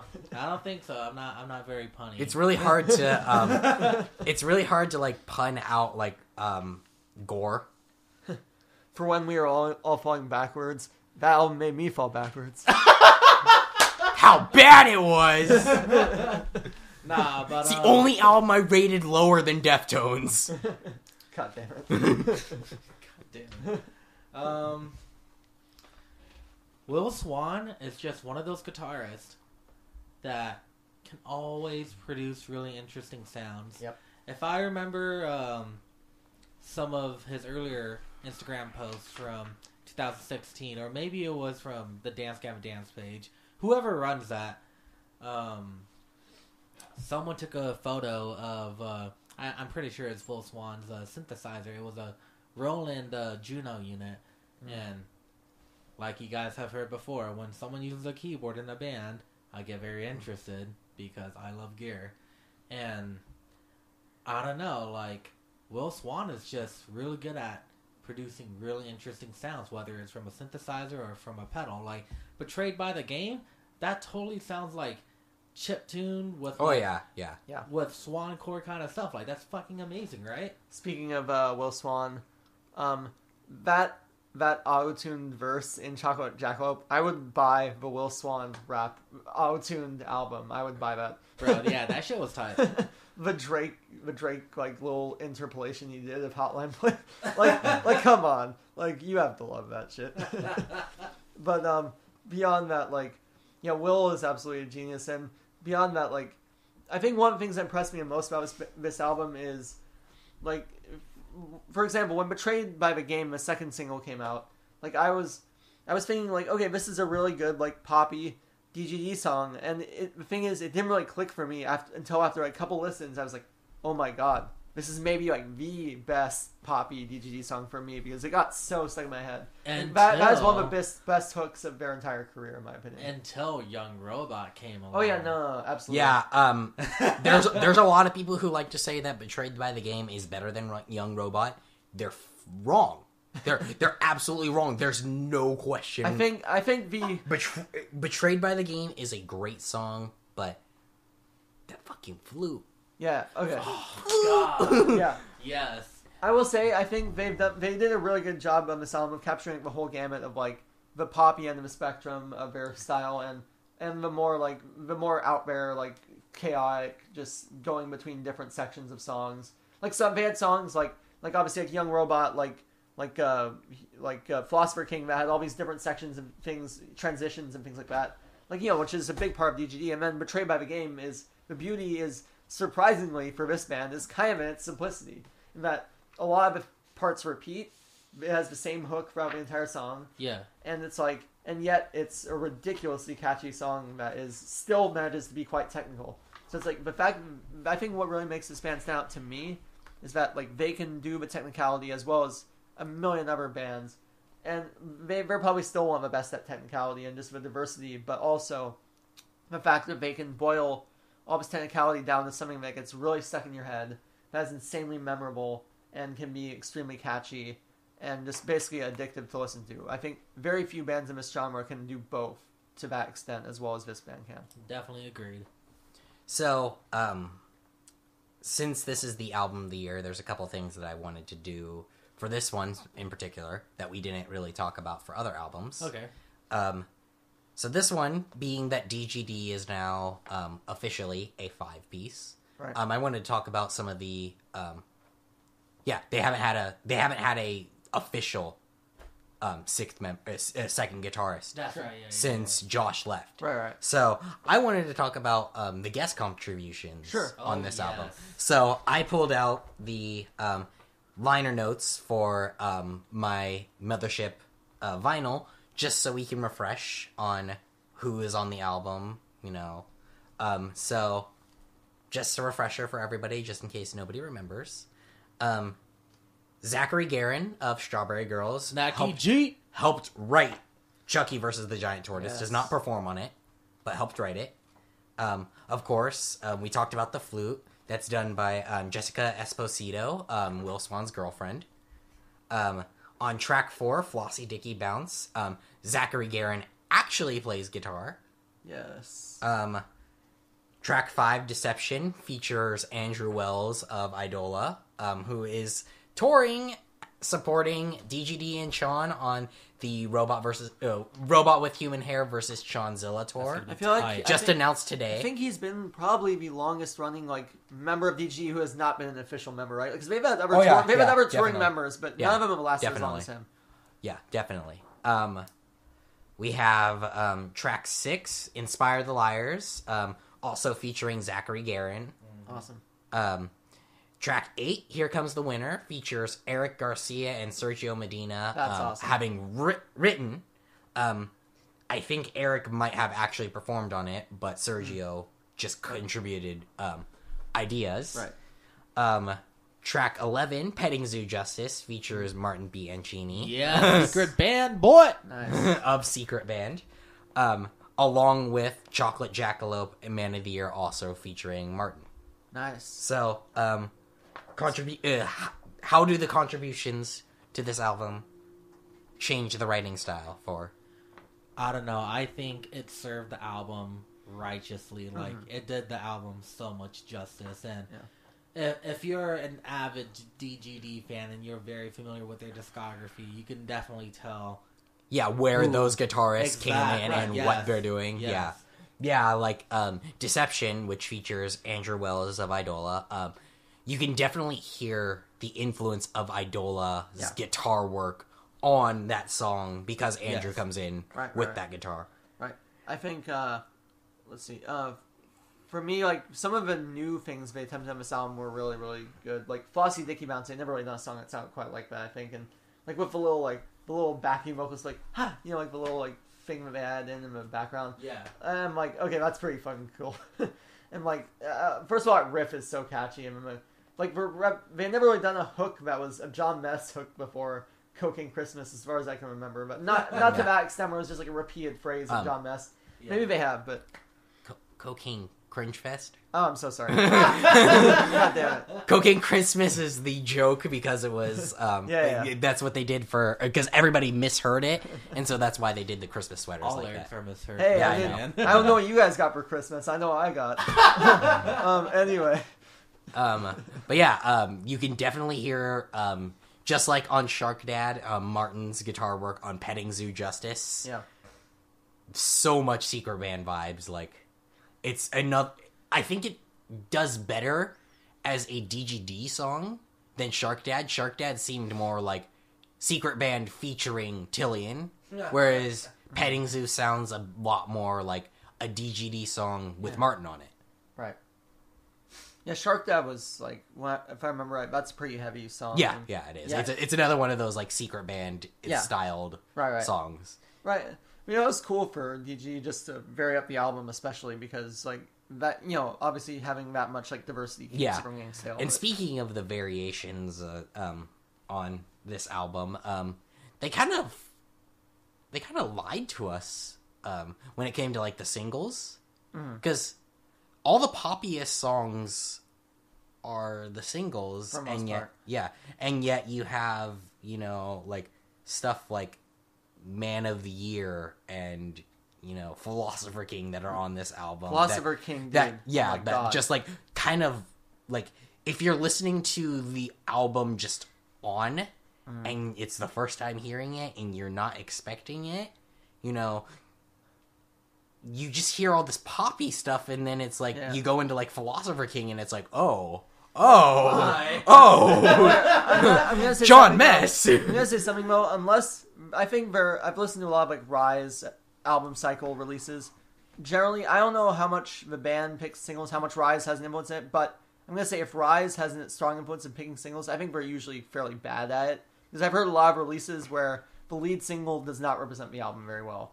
And sometimes it's not even it's often one of the weaker songs. I think that in this case... Well, probably not in DG's case. Yeah, I think in DGD's case, because Rise doesn't generally tend to market them as a, like, you know, super popular band. They just kind of, like, let them do their own thing and basically, I'm glad you know, promote the music so they get some exposure, but that's... I'm very glad they let them do their own thing because I want them interfering with that.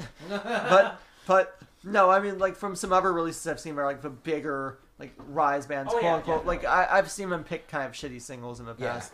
And even more recently, with, like, an album I just listened to today, like, they picked kind of shitty singles. It's Palisades, which is, you know, I'm not going to talk about that, but they picked terrible singles from that. Oh, yeah, but I mean, like, that's got to, like, that's the way that they trick you. I mean, even with, like, with an album that is kind of topical lately, Crown the Empire's Retrograde. I think the only good single was the third single, and that was because it was... The first single, though... if I remember right, was Zero. Yeah. Which sounds more like their old stuff. Yeah, because I had heard all these rumors about, like, they were going to change their sound. So and I heard Zero, it's like, it's kind of different. Yeah. And it was totally, like, unrepresentative of the album. Yeah. You know, because... And their third single, Hologram was the third one, right? Yeah. Hologram represents the album, and it's a badass song, so I wonder why, you know... They hadn't just gone with that. Yeah, to me, also, it's like the only song on that album where the new sound actually really works. Definitely. And so I was actually really hyped by her, but I was like, okay, this is a good single because it makes you think the album is better than it is. Yeah. And then I was like, okay, maybe the songs that go, like, completely in a different direction will be actually really good. And then I was like, nope, only that song. But that's the story for another day. Chanta, any thoughts? On Crown the Empire? And just... Rise, the singles in general. Like, do you think a single should be, like, more representative of a... Do you feel like you got faked out by the singles on Mothership? You know what? Not at all. Like, I don't know who chose the singles, but they did a damn good job because I fucking loved it. Oh yeah, I love the singles, but I just feel Yeah. like they're a little bit unrepresentative of For the sure, album. yeah, I see like that. betrayed by the game definitely makes you think that it's gonna be like Yeah. IG Part 2. I mean, I definitely get why they picked that as a single. 'cause Oh it's yeah, fucking definitely. addictive as hell. It's That video yeah. too. yeah. The John Mess meme from that video. Yeah. All Love right, it. and then the last thing I wanted to do specifically for this album is standout tracks and why. Yeah, sure. Like, so pick one Oh, if you can. boy. If you can. All right. Who wants to go first? nah, me. I'll go first. Yeah.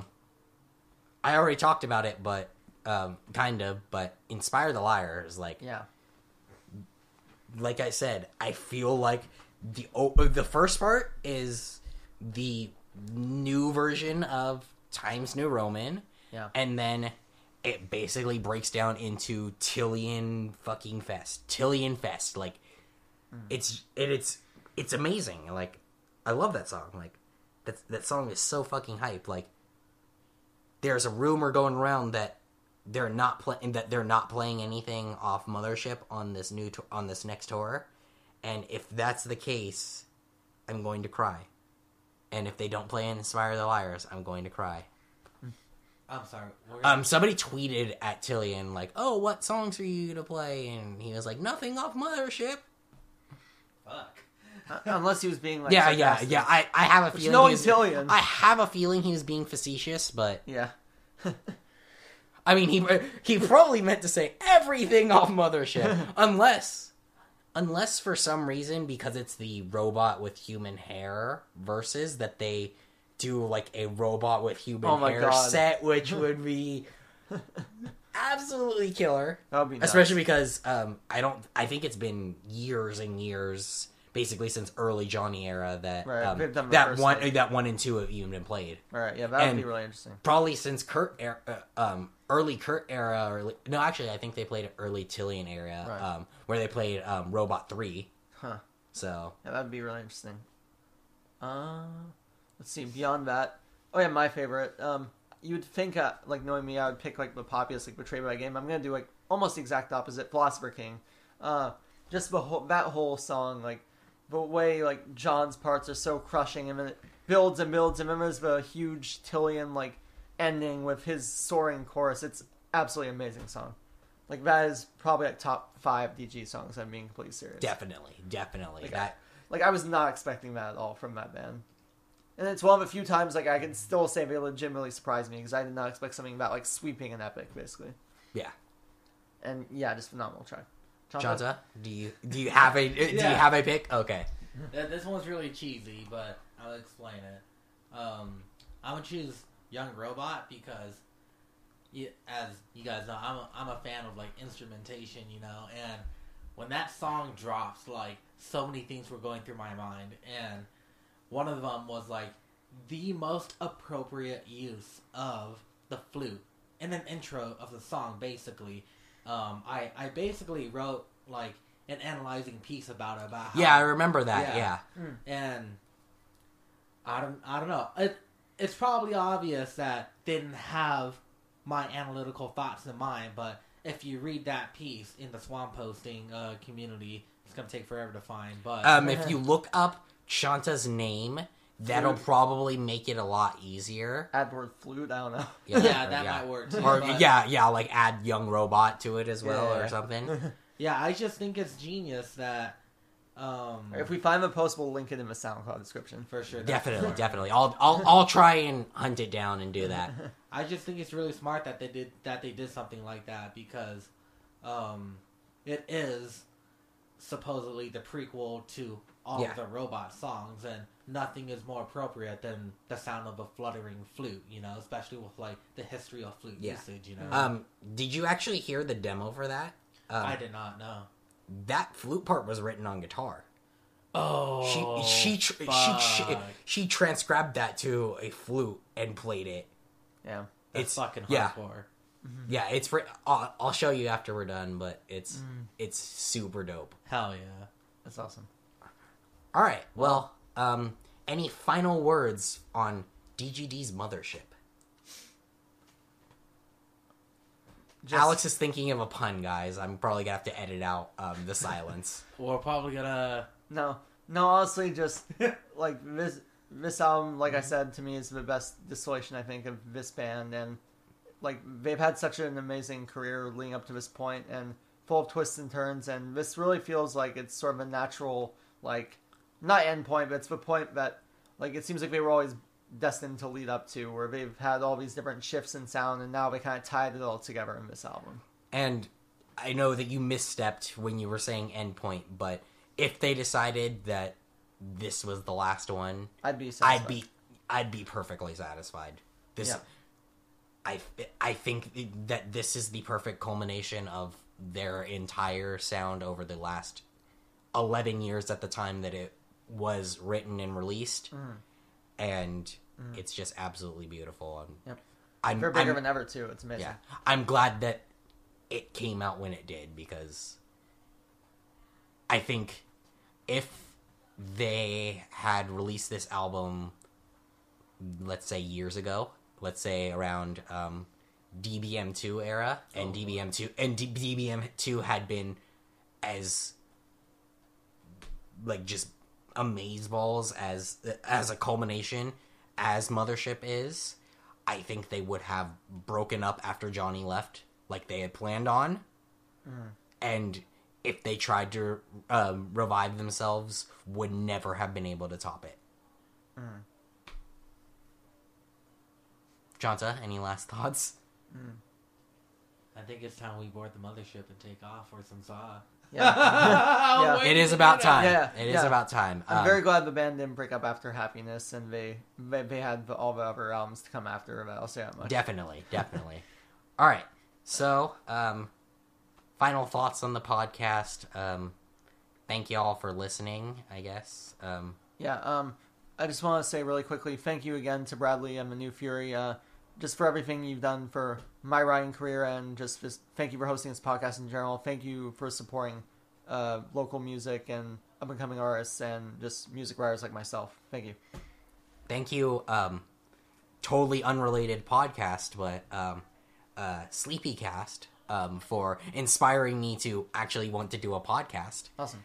Thank you, Alex, for agreeing to be my co-host, because I've been searching for one of those for months and months now. Thank you for providing all the equipment and the space.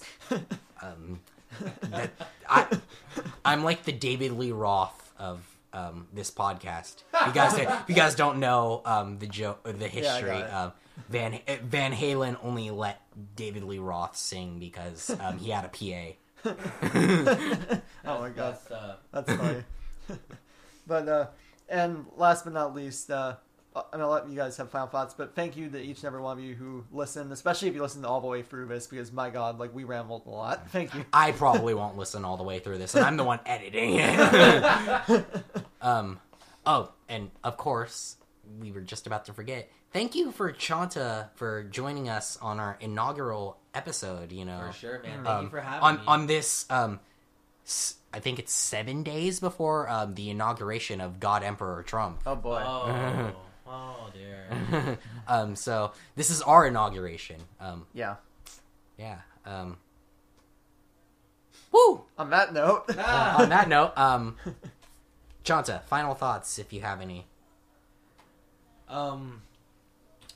As a musician and like a fan of music, I just want to say that with how the music scene is nowadays, if we continue to do what we do nowadays and like really help support our artists, then our artists will be allowed to do really extravagant things, I think at a really affordable price for us fans. So please keep buying merch and keep buying music and keep talking about it, word of mouth, or like sending someone a link. It really helps people. And if there's a show you're going to and there's a local band selling a ticket and you're thinking about going to the window to buy a ticket, please buy it from the band. You're going to help the band out, and it's going to make things easier on them, and they're going to be very, very thankful for you. Please, if you have a band that you think needs the exposure and has music out there that, you know, just isn't getting the attention, why don't you try sending them our way? You know, you know, maybe we can welcome them on and, you know, expose them to an audience that would have enjoyed them, but if they just heard the name. Right. So if you want to do that, we're going to start a Facebook page. Obviously, we'll have a way to contact us. Yeah, of course. My name is Alex Dontro. My co-host is Trystan Zane. You have your middle name, right? Trystan Yes, Zane Craig. Yeah. Okay, so I mean, you look know, for us on Facebook. Yeah, look for us on Facebook. Make sure you look up Chanta's band in the background. All one word, all lowercase. Yeah. All lowercases, no spaces. But none of us are rappers, except for my bassist. Like us on Facebook. Follow us on SoundCloud. Yeah. I might be mirroring this to YouTube if that's a thing. Subscribe. Yeah. Subscribe. Yeah. Hopefully the podcast will be going up on iTunes for you plebs who have iPhones for whatever reason. Screw you. Make sure you check out the New Fury. Thanks to them for hosting this podcast. I think I had more people I wanted to thank. Make sure you check out the other episode of this that's coming up fairly soon after this gets released with members of In the Background. I don't know which ones it will be exactly yet. I'm pretty sure all of us will be at the treehouse tomorrow. All right. Then that's a thing. Make sure you follow In the Background on Facebook and Instagram. Tweeter. Tweeter. Do you guys use Tweeter? I'm usually on the account most of the time. Okay. Okay. That makes sense. Follow Chanta. His at is like WRJ. Work, twerk, jerk. That, except I don't think there's any vowels. None at all. All right, we'll put some of this in the episode. Yeah. We're putting this all in the description. I mean, this is just useless fodder for the end. Alex, I know you had something to say. No, just going off of what Chanta said. Thank you, everyone, for tuning in. Support local music. This has been episode 1 of Plugged In. Thank you so much for listening. Plugged In. By the way, there's no E in that, and no I, and it's all one word. It's like we're basically Paris. in the background ripoff. We're basically a church's ripoff. Yeah. Is there a like letter or a number that? Dude, we can be the Plug G3DN. No. No, I know. We're not doing leet speak. All right. Have a good night, morning, afternoon, whatever time you're listening to this. Thank you.